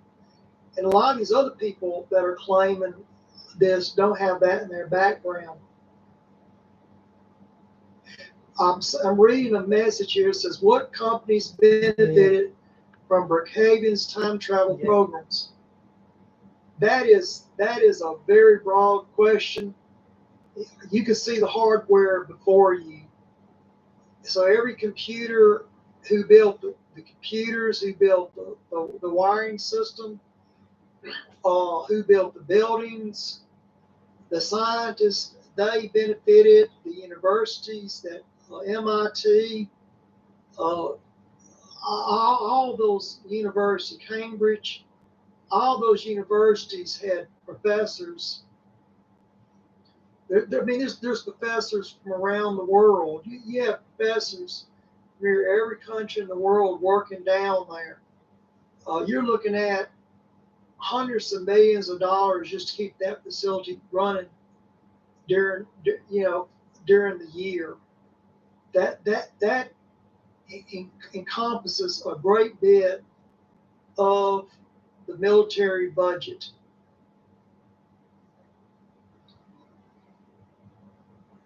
Okay. So I guess they would send people back in time to make sure certain companies and large corporations, being certain people, family bloodlines, would maintain their power. Meanwhile, the original bloodline that was working with Saint Germain, the Pacer bloodline, all their money was stripped away, and all that money was sent over to BlackRock and Vanguard. And these are basically predatory corporations that they have programs even off-world where they, I don't even go into all this, but essentially, so we have been messed with using time travel in a negative way. So I guess we can maybe explain. So we already know about these multiple programs. How about this? Could you answer this question? So we know about Montauk 1.0 and Montauk 2.0, but how many other sub-projects do you think there are? And also the Philadelphia experiment. What do you think, Jimmy, on this question? Well, you have to remember this went on from 1943 to 1983, and it's still going on now. So, you have Project Rainbow, Project Phoenix. You have Pegasus. I mean, it's over a half a dozen or more programs. There's a lot. See, when one program would end, then they'll come back and say, well, let's do another program, because different scientists or different physicists had different agendas. Okay. I hope it answers some of your problems, your answers, I mean. But now you don't even need nothing that big. They got it packed down now where people pronounce it differently. He was one of the guys I worked with. Cosmos Girl, Arizona Wilder Watch interview with David Icke. I know Arizona. That's not a real name, but I know Arizona. I've worked with her. She's a good woman. In fact, she was on the Nostromo spacecraft with me. And I know David Icke. I've been knowing David Icke since he was 17 years old. But what was your... Okay, you just mentioned David Icke. Wow, that's impressive. Your question again for... I got interrupted there, James. I don't even remember. Maybe we can go quickly into David Icke. Is he like... So I guess he's going out there exposing the reptilians and the royal family. So I guess, do you think like the Queen is really upset at what happened with what David Icke did, or is it maybe they're just, I don't know, they like the notoriety they're getting from David Icke. What can you tell us about David Icke? Well, he's under mind control. The phone can ring. He can pick it up. It sounds like a fax machine. He'll go into one of his multiple personality disorders. And then once they get the information out of him, there'll be another ring on the phone, similar to a fax coming out of the earpiece of it. And then he'll say, "Oh, you have the wrong number." He won't even realize it. He's that far under mind control. Now, is David Icke a good person? Yes, he's the type of guy that if you're going down the road, you know, you have a flat or something, I think he would pull over, change your tire, you know, help you out. But he's unaware of how deep of mind control he's under. And him and Arizona Wilder, he used Arizona Wilder, which is really sad. I really like Arizona. Why did the Queen like Arizona Wilder so much? Well, first of all, I've been knowing Arizona since, and that's not her real name. That's the name she goes by, Tampon. I'll explain that also. The Queen liked her because Arizona is in the healthcare field. She cares for people who are frail, and the Queen liked that. And when Arizona would go on her period, she would have to take her tampons and put them in a jar, like a mason jar, and she would bring it to the Queen of England. And I've actually seen the Queen of England open up that mason jar, glass mason jar, and pull the tampon out by the string and dip it in some a glass full of ice water, like you would take a tea bag and dip it into iced tea and dangle it in iced tea, and then she would drink the water with the bloody tampon in it. And the menstrual blood these reptilians like that. It's like an energy drink. It's like a refresh drink. But Arizona Wilder, everything that she said has been true, and she has been treated very, very bad.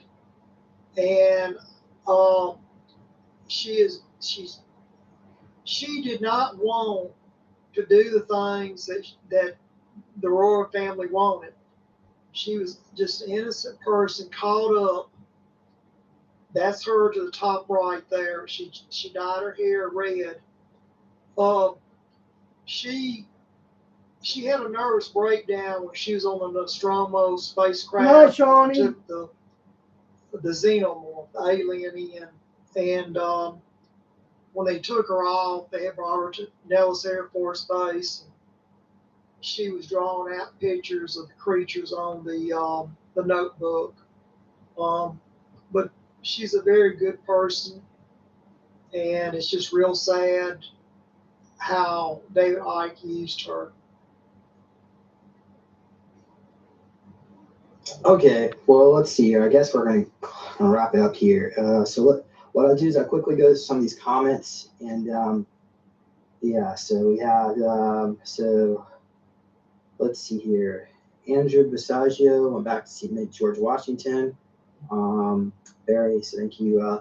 Jimmy Payne said he went back in time to meet Lincoln, actually, and I think you were there in the Ford Theater witnessing John Wilkes Booth. So I think that what they did at Montauk is they went back in time and tried to stop it, and it turns out that his wife ended up killing him instead because she caught him in the act with a little boy. So I don't know. I think we can move on to that one. So let's see here. We've got without Tavistock, there would have been no World War I, no Bolshevik Revolution, no World War II, and the West would not be hurting headlong into dissolution and collapse. Okay, Tavistock is in partnership with Stanford Research Institute, SRI, and also we've got another message. Social media is run by the Stanford Institute grads. So there you have it right there, social media. And another comment about Max Spears was sent to, says he's bouncing back and forth from Tavistock and SRI. And I think Max might have been also at Montauk 2.0 at Brookhaven with me. But let's see here. Yes. How about I just stop here? You want to comment about any of that, Jimmy? Yeah, put the first question back up because we went through them real quick. Can you go back to the first question that was on the screen? Oh, I don't even know if Andrew. I don't think I have it anymore. Oh, okay. Go ahead, Mike. Kill your mic. First of all, I know Andrew. I've been knowing Andrew since he was just a young teenager. I liked Andrew, but Andrew has some problems. Now, Andrew was not part of Montauk. He's telling the truth about the time travel. He has gone to we have different stargates, and he did do the time jump. He did meet President Lincoln. But what I'm going to say is this. I've time jumped and gone back to the Civil War. Wow. And what happened was Abraham Lincoln was bisexual. Wow. And it's well documented that Lincoln would sleep in a bed with another man. See, back then, when they traveled, they didn't have hotels. So, but what Lincoln did was Mary Lincoln walked in on him, and Lincoln's guard was a 19-year-old soldier, and Mrs. Lincoln caught him in the act, and that's why Mrs. Lincoln went insane. She had mental health problems. She couldn't accept that her husband, the president, was bisexual. Now, Lincoln, when I was at Camp Hero, I witnessed the Gettysburg Address being wrote out at Camp Hero, and I'm not sure which Montauk boy did it. I didn't do it, but then again, it could have been handed off to Andrew, but I believe it was handed off to one of the Montauk boys. But they went back in time. They gave the speech to one of the officers who was guarding Lincoln, and Lincoln read at the Gettysburg Address. Okay, so what happened was when we found out that the timeline was changed, there was interference going on. There's other time jumpers involved in it. But I was working with John Wilkes Booth, and John Wilkes Booth, he knew that Lincoln was gay. But what happened was at the Ford Theater, John Wilkes Booth shot the president, and he jumped out of the balcony onto the to the floor of the stage. Now, I was working that night as a stage boy. You pull the curtains back, what have you, or up, or whatever whatever the ropes, whichever way the ropes pulled at that night. Good night, Phil. God bless, But what mate. happened was when John Wilkes jumped out of the balcony, hit his foot on the stage, he cracked his ankle, and he made a short speech. He something about Shakespeare, read it off, And then he hopped out the back door, got onto a horse, and rode off. And during the confusion, I'm just a stage boy, and I followed the people out of the during the confusion. I just followed the people out of the theater. Uh, but I ended up, when I got back to Montauk, I was given some pain medicine and was put back into the time tunnel. And I met back up with John Wilkes Booth because I knew where he was going. And I gave him some painkillers to, kill the pain in his ankle. And we went to Dr. Mudd's house. And Dr. Mudd, looked at him, put his leg into that binded his leg and everything. And we went out into the barn. Well, we had also killed a red-headed Union officer on our way there that night. So we took the body out off the back of the horse and laid it into the barn. And when the Union soldiers showed up, they surrounded the barn and they threw a lantern in there. And when they did that, the barn caught on fire. And I was able to kick off the back panel, a wood beam out of the back of the barn, and me and John Wilkes Booth escaped. And the one that burned up in the barn was the red-headed soldier. And when they pulled the dead body out of the barn, one of the guards said, well, John Wilkes Booth doesn't have red hair.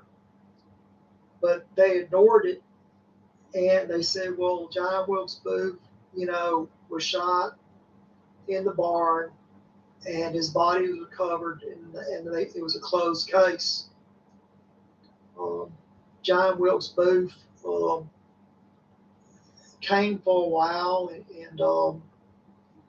he lived in Mississippi for a while, and then went back up to Tennessee. I believe he's buried up in Tennessee in a grave up there. It's either Tennessee or Alabama. I have to relook at my notes, but he didn't die in the barn. If you were to exhume the body and do a DNA test, then you would see that the corpse is not John Wilkes Booth. The DNA doesn't match. Oh, wow. Thank you. All right. So let's go through this. We're going to have to, someone commented as apparently Arizona Wilder is no longer with us. I don't know if you have any information on that. I also have another question. No. Are we in a simulation? What do you think about that? Arizona. Well, first of all, if Arizona's dead, I'm very sad. I consider her to be a very good friend, and I'm just heartbroken to hear that tonight. I hope it's not true. Now, I do know I talked to her husband. Her husband died of liver cancer. He was up in Quebec. I gave him a call and talked to him briefly, and I never did get to talk to Arizona.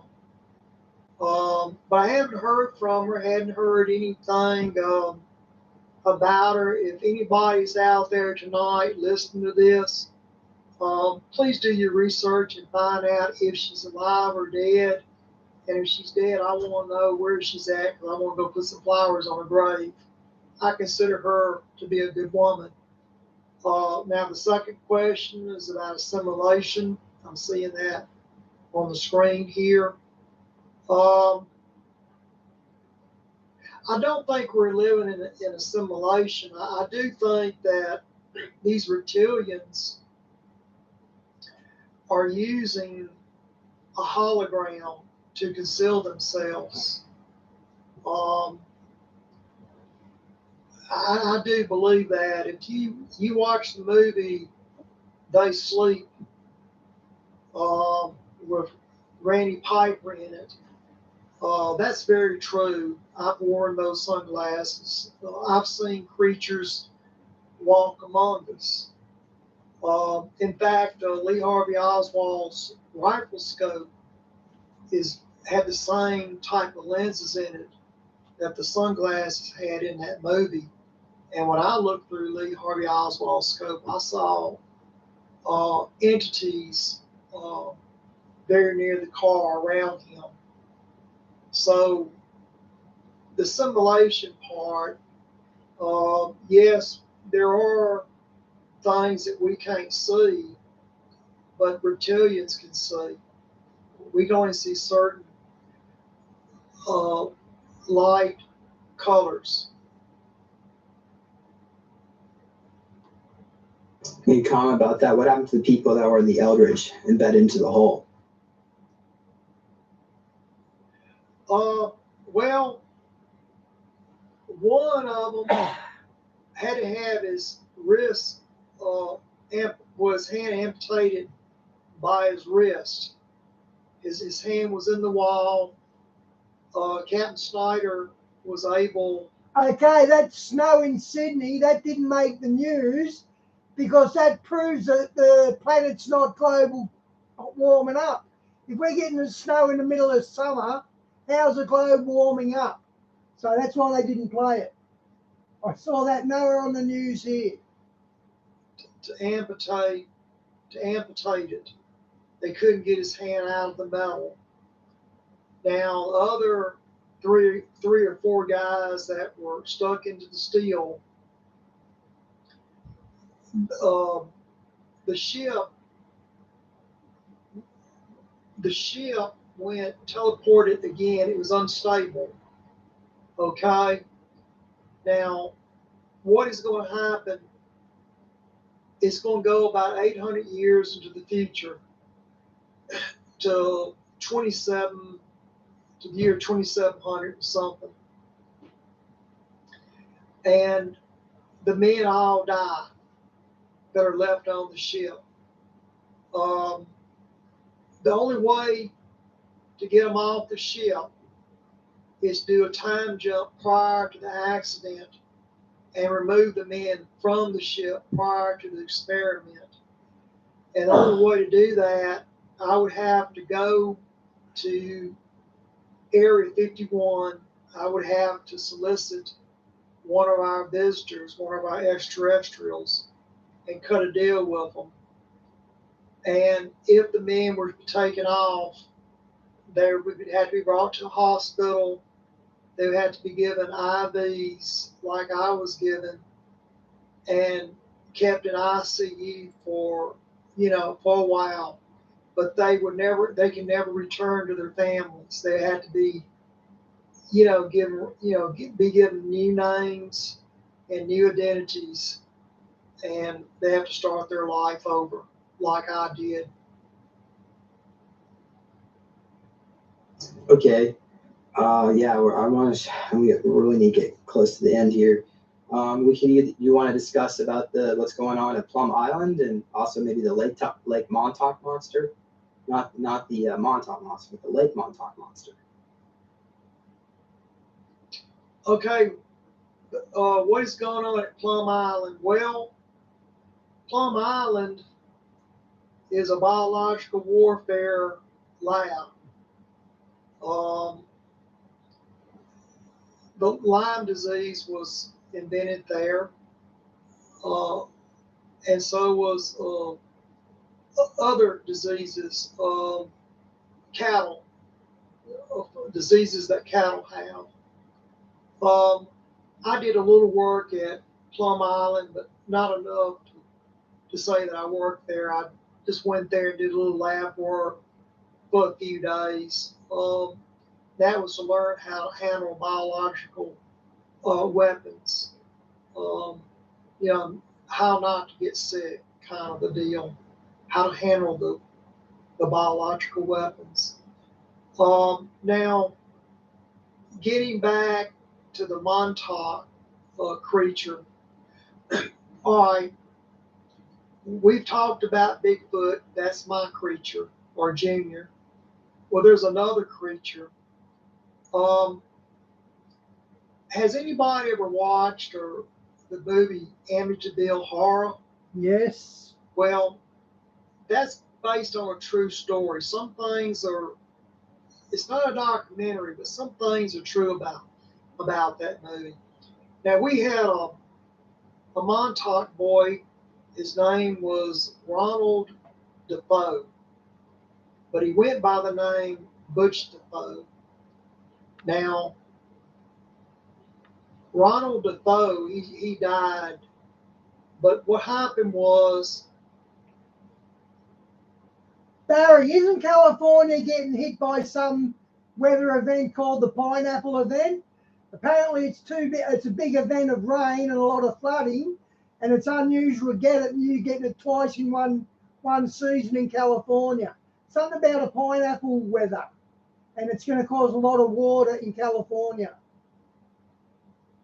his father and his mother, he had 2 brothers and 2 sisters. And he took a .35 Marlin rifle and he shot them in their bed. And he claimed that he heard voices in the house.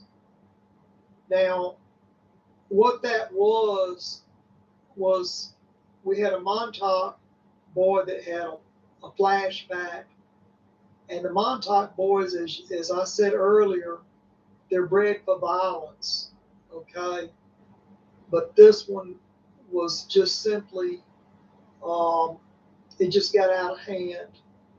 And, but he murdered his family.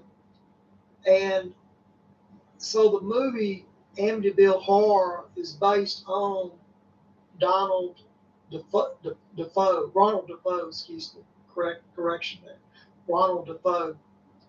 And Ronald Defoe died just recently in prison. But what happened was, Butch stated, Ronald stated that there was a creature that he saw outside the bedroom window. And the Luxus family that bought the house claimed they saw a creature looking in the window. Now, Mr. Lux was into witchcraft.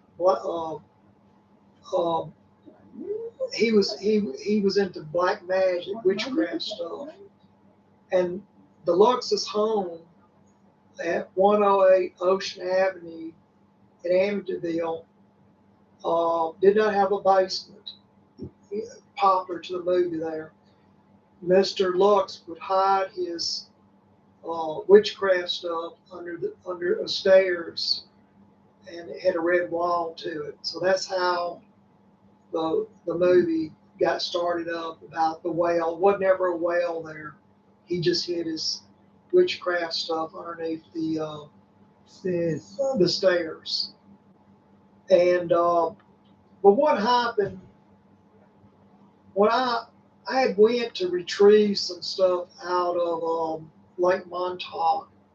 We had a couple of our Montauk boys that drowned in that lake, and one of them had a watch that they needed to get back at Camp Hero. So I went into Lake Montauk and found the watch, and as I was coming back up, something grabbed me by both my ankles. I could feel hands grabbing my ankles, and it pulled me under the water. It was trying to drown me. And I was just, by luck, one of the guys that was on the shore had a hook, and I was able to grab hold of it. He was able to pull me out with a pike pole. But there's something in the water. It's using the water down there. Yes, I see a question. Jaws movie set, correct. Jaws was filmed in that lake. But that lake is just a few miles from Camp Hero. So there is another creature that is used in the waterways between Butch DeFoe's old home and Camp Hero. It's used in the waterways. And I think Jessica Jones had a guy on her show not long ago was showing a picture. I don't know. I haven't seen the picture up close. But maybe they can come forward with a little more information on this entity that is in the water.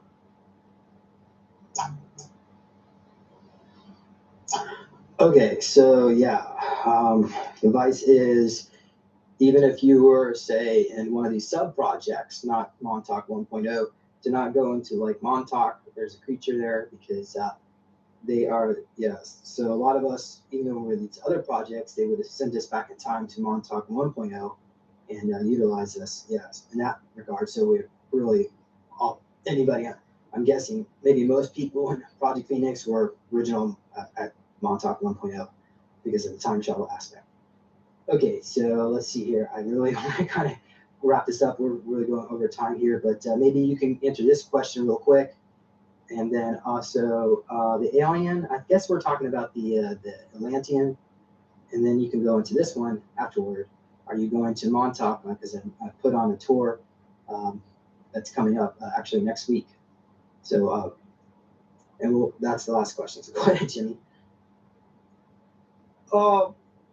I'm looking at a question that says, he followed the alien. Why didn't you get the virus? Well, that's a good question. Maybe I'm immune to it. I've been around different aliens since as a young child. They modified me. I am a clone, and my body has been modified. A lot of the Montauk boys, they were modified as well, genetically modified. So I probably have some type of immunity. Now, what killed those Russian soldiers? They all came down with real high fever. Within a few hours, the whole base was dead. I'm sure that there's probably a Russian that's monitoring this tonight. I'm sure that they'll be wanting to know more, but they never should have pissed the alien off. Now the other question was, what was the second question after that? This one here. Okay, hold on. Lisa.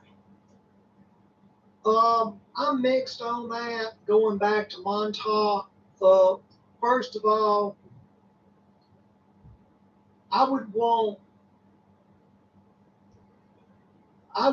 want for James or another researcher to be abducted. And being around me at Montauk is, it would be very dangerous. And there's also the issue that if my Bigfoot became unfroze, I'm not sure I can be able to control it. He would probably tear James to pieces. Kind of like you have a dog, and then you bring your friend up. Your dog doesn't like your friend, kind of a deal. So, guys, that's one of the reasons for the war in Ukraine. Ukraine was Europe's breadbasket. A lot of food was produced in Ukraine, and now it's not. So they're taking our food supply. We all know that, guys. I would be leery about that. Then again, it would be my luck that some men in black would show up and put me in a van and carry me off.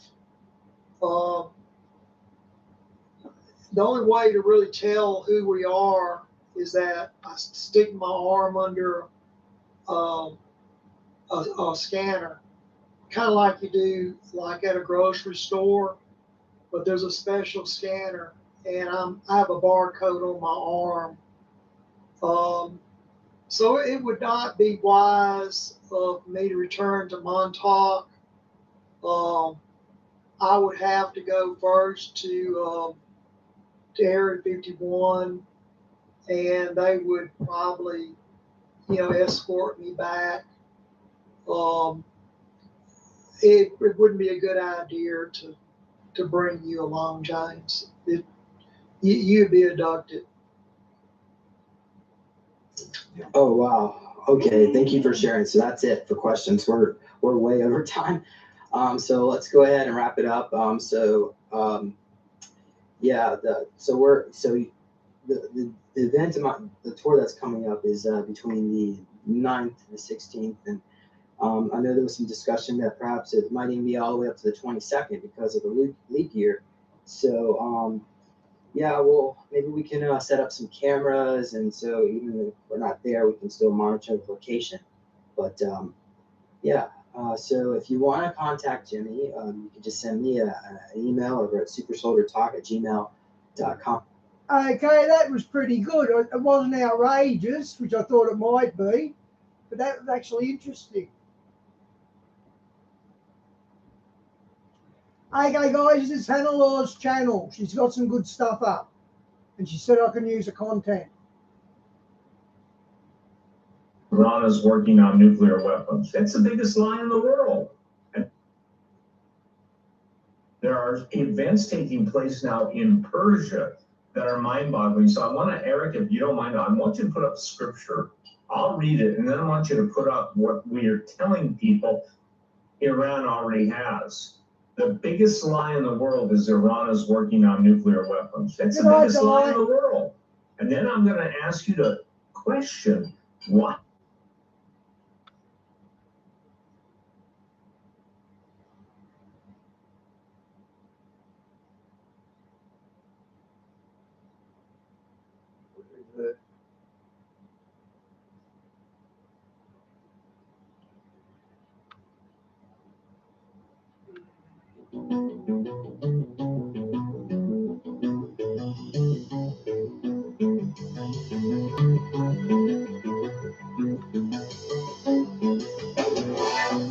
Welcome to the Prophecy Club. I've got some really important information for you today. It is a big sign. I'm going to say one of the biggest signs I've seen in a long time that the Antichrist is soon to arrive. A big sign, the Antichrist is soon to arrive. And in light of this, he could be arriving, I'm guessing 24, but more like 25. And the closer we move towards 26 and 27, it's almost a certainty somewhere in there.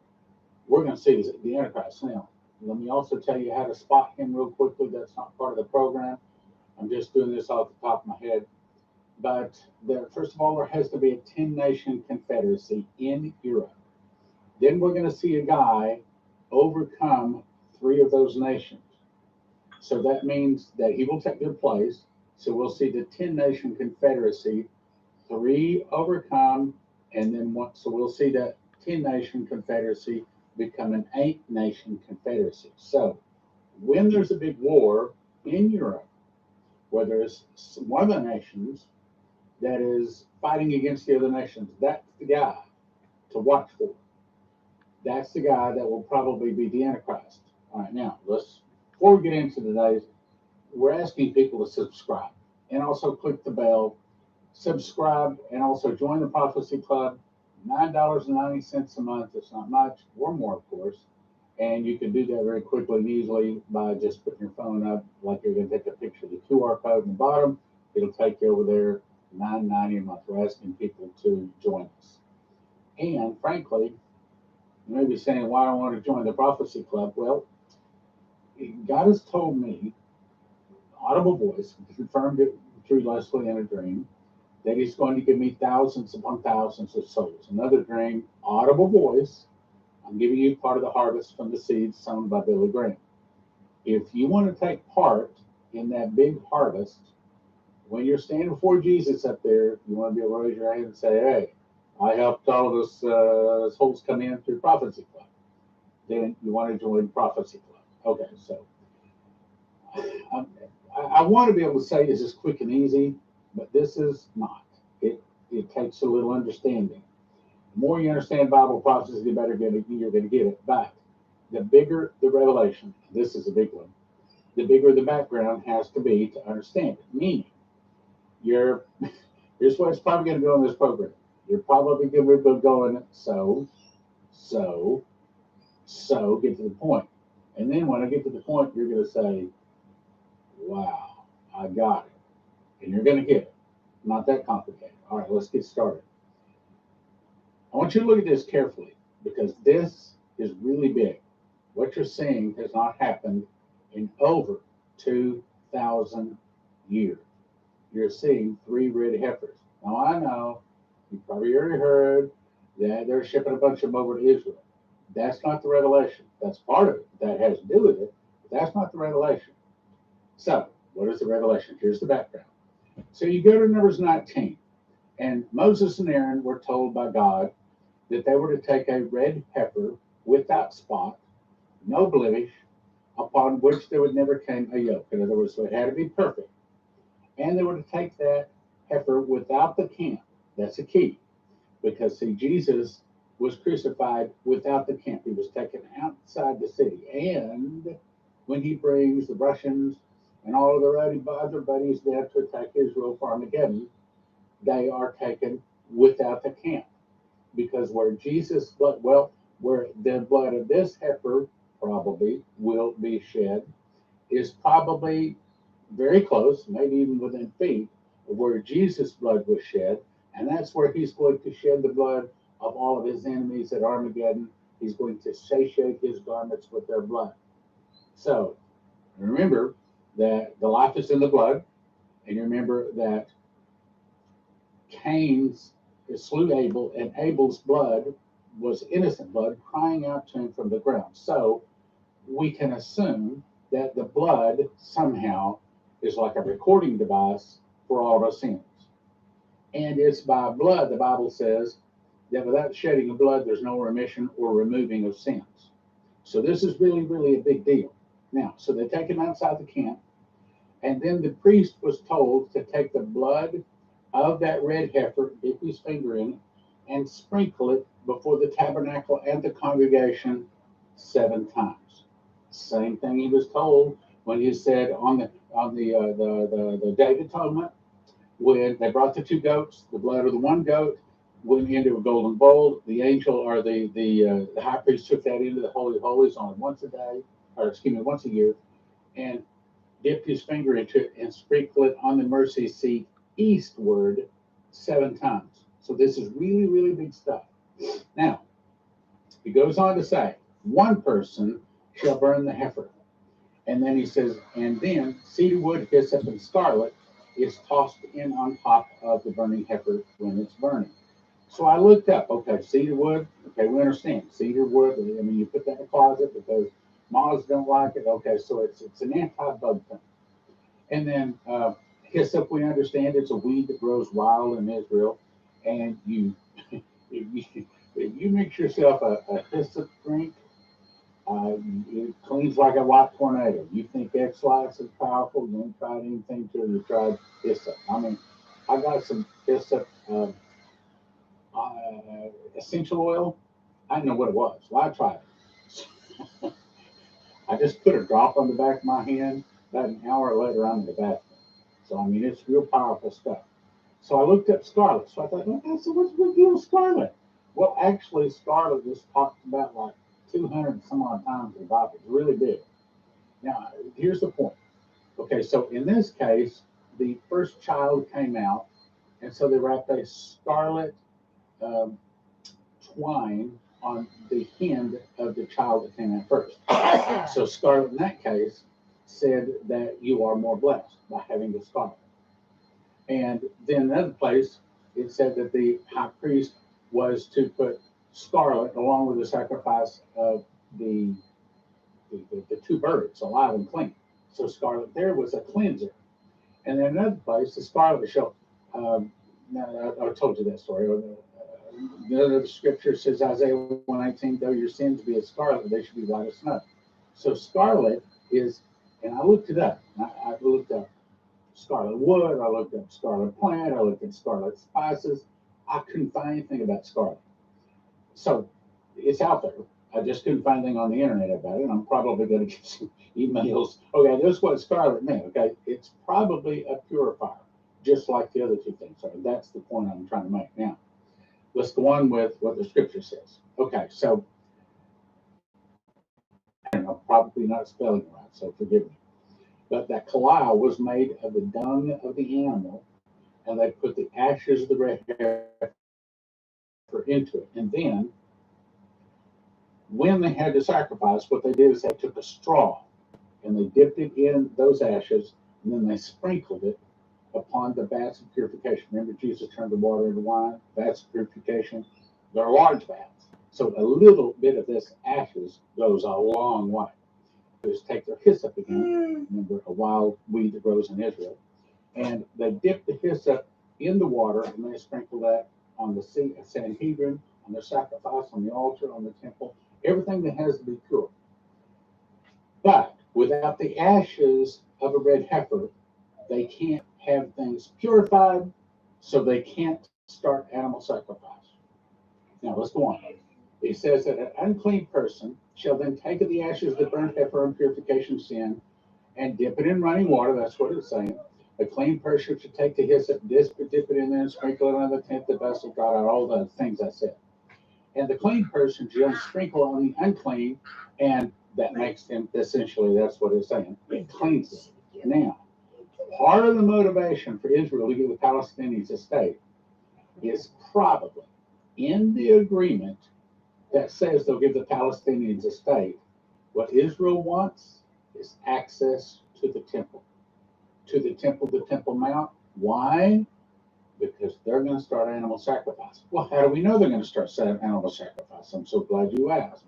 So let's jump to Daniel. We got 4 verses that say exactly that. Yea, he magnified himself as the Antichrist, even to the prince of the host. So he says he is God. That's Antichrist does not mean against Christ. It means in the place of Christ. That's what he wants to be. Remember, Lucifer wanted to sit in the throne of God, and he wants people to. So he sit at the throne of God, showing himself that he is God. That's what he wants. That is his crowning achievement, is to sit on the throne of God and get the world to worship him. That's where all of this is going. So when they say, well, I don't understand why Haley is not dropping out of the New Hampshire primary, I don't understand. They don't understand where it's really going. They don't understand Bible prophecy. They're saying, oh, well, they're trying to cause right. No, the ultimate objective is Christ. So we can sit on the golden chair of God, the throne of God, in the temple, proclaiming himself that he is God. And when he does that, the scripture says it will cause animal sacrifice to cease. Now, why would he cause animal sacrifice to cease? Because he's going to say, look, I am God. You don't have to sacrifice anymore. I'm here. Okay? So, in the midst of the week, he cause the sacrifice and the oblation to cease. What's the problem with that? Well, they aren't sacrificing animals in Israel anymore, and they have not done that for over 2,000 years. So this is really, really, really big. And the problem is this red heifer, these red heifers have not been, they every time there's something wrong with them. There's a white hair they find, or there's a scratch on them or something. They have been trying to get a red heifer for, again, over 2,000 years. Of course, they've been back in the land for, almost 80 years. I can't get a red heifer. So bottom line is, a bunch of Texas ranchers that had red cows flew 5 of them over to Israel. Now, this next article is about to say that's the real reason that Hamas attacked Israel, because they were afraid they were going to get these 5 heifers. They get the 5 heifers, then they start animal sacrifice. If they are able to start animal sacrifice, that means they're going to take over the temple area, and the Muslims have their right now. That also would mean that at least their belief now, I disagree with it, but that's nevertheless their belief. They would then say, well, we got to tear down the Al-Aqsa Mosque, which is, I think, the number 3 holy side, and Islam might be number 2. Anyway, let's read the article. Hamas spokesman blames Israel's importing of red heifers for October attack. It says the real motives, they're saying, for the October massacre, he said that the aggression was against our path, and Al-Aqsa reached its peaks with the bringing of the red cows. See, everybody's been thinking, well, they probably did this attack because they want a Palestinian state. I have not heard that one time, and you'd think it's out there a bunch, but I have not heard that in all the articles that you guys send me all in my letter. I have not heard that. In other words, there is no Muslim saying we attacked Israel because we want a Palestinian state. This is the only explanation that I've heard offered. Got another one? Send it to me. Anyway, does the bringing of red cows, which was referring to the 2020 arrival, or excuse me, the 2022 arrival of 5 red heifers to the Temple Institute. Temple Institute.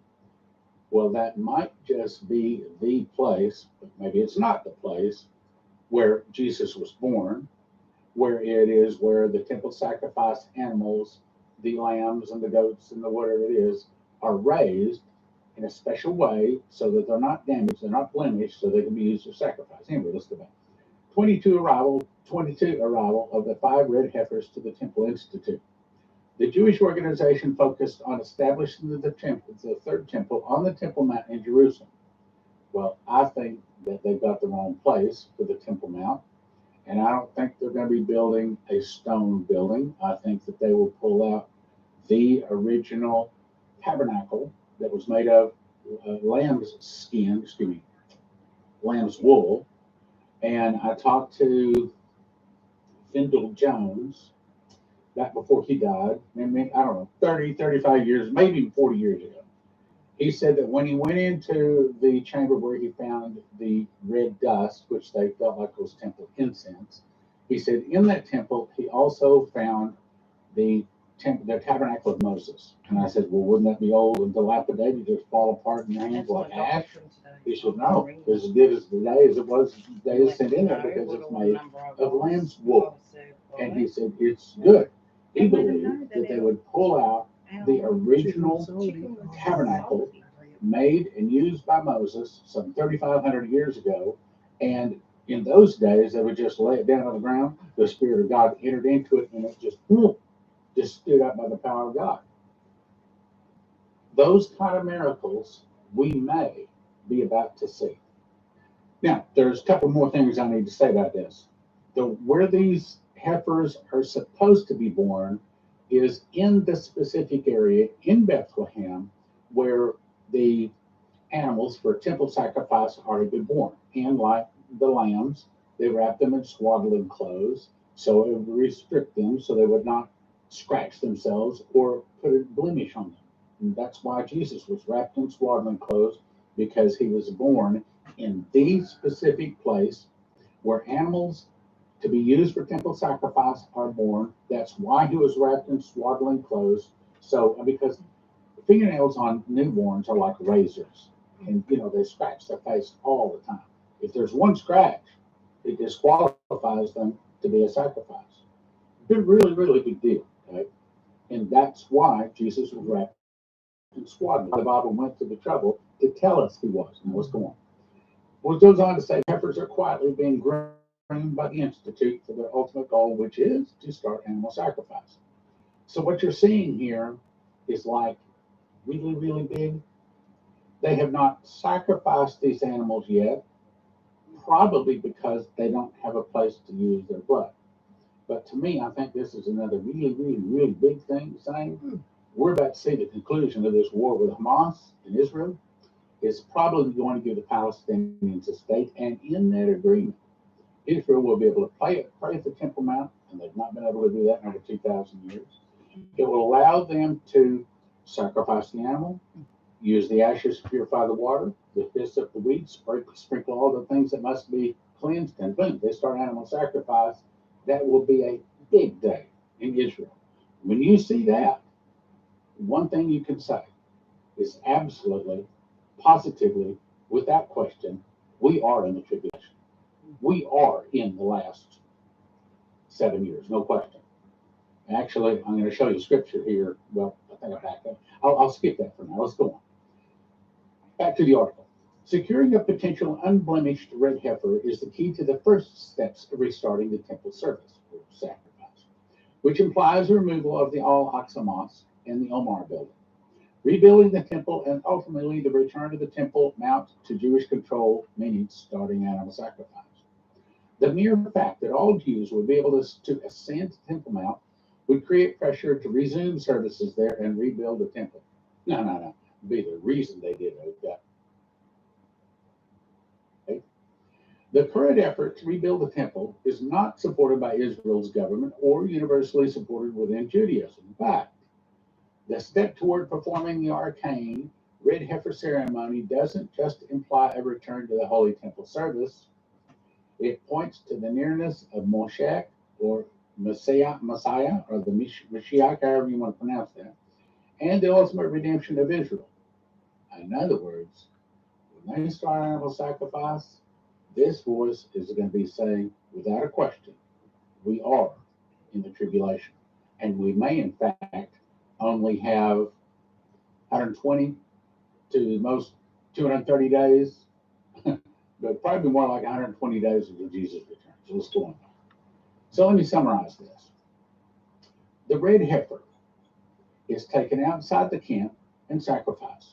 It is a picture of Jesus being taken outside the camp and sacrificed on the cross. The ashes were then put into a kalal, which is made of the dung of the animal.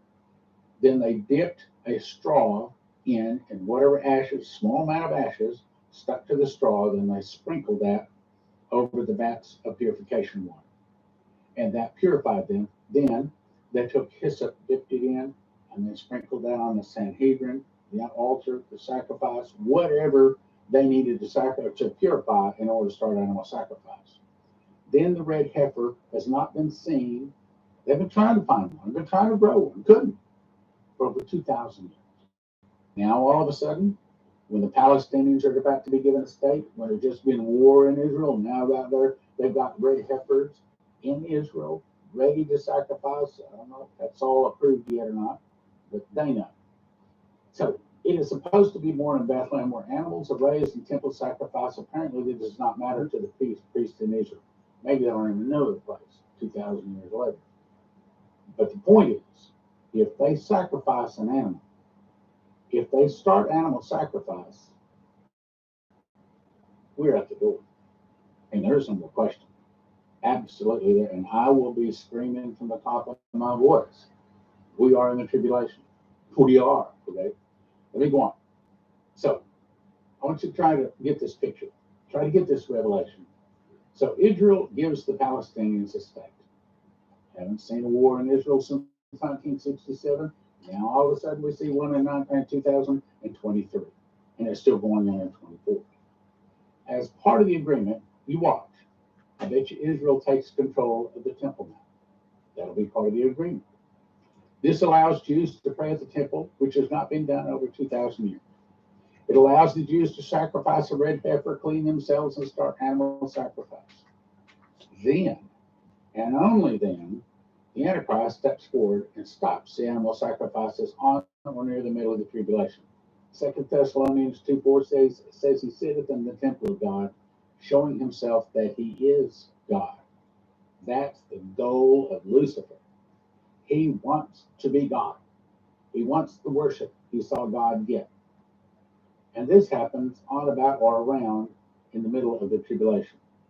So the Antichrist, the arrival of the Antichrist, in my opinion, must be seen now. Let me put this together in a picture here. So, as I told you in the writing, the book Secret Door to Understand Bible Prophecy, which you can get at prophecyclub.com, the voice said, the 7 seals play over 7 years. The 7 trumpets play over 7 months. The 7 vials play over 7 days. Unquote. That's what it says. Meaning the first seal starts the tribulation. Byron Searle and Terry Bennett both say the tribulation has started. And I don't think so. Vicky Parnell said it would start within days, and I forget the date, but it was on about or around the same day. They all say October 5th or close to that, which is the Day of Atonement, which would be the day that everything stops. That is the last judgment. The next judgment is here. The next judgment is Day of the Lord right here. Day Jesus burns all of the tares with fire. 10 days later, it is the Great White Throne. That's the Day of Atonement. This feast is the last judgment. This is the judgment of the living. This is the judgment of the dead. This is the judgment that had the opportunity to receive Jesus. This is the judgment of those that did not have the opportunity to receive Jesus. Okay, so what are we talking about? We're saying that I think it's Vicky Parnell says the first 5 seals are opened.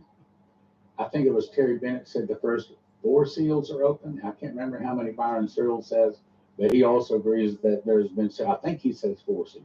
Hard to remember all this stuff.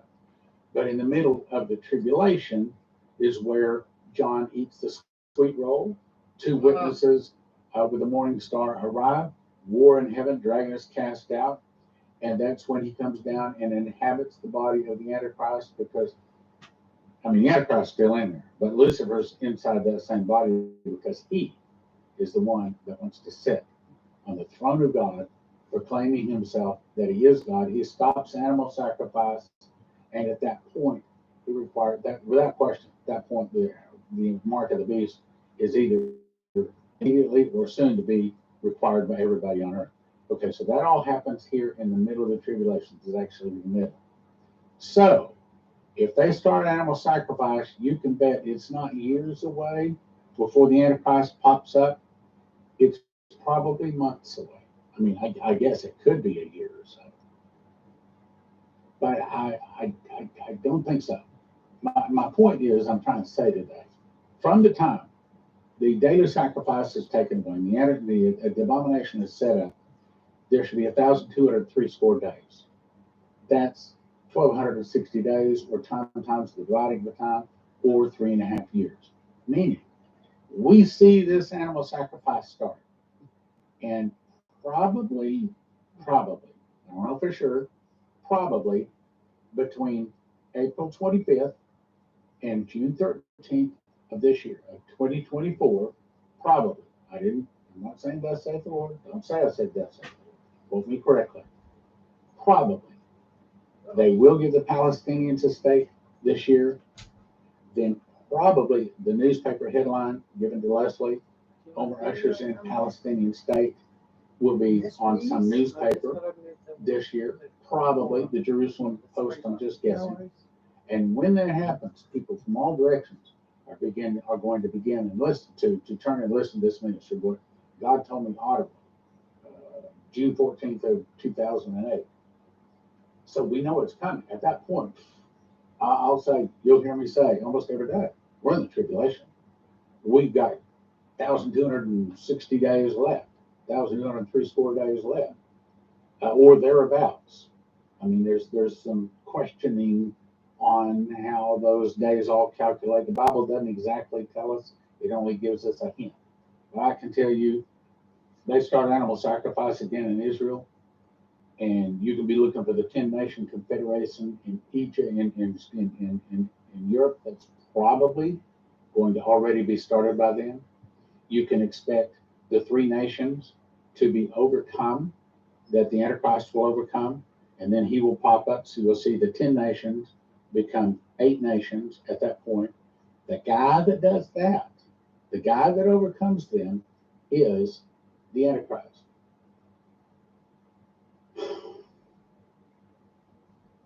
Exciting times. Exciting times. I'd suggest you ask Jesus to forgive your sins.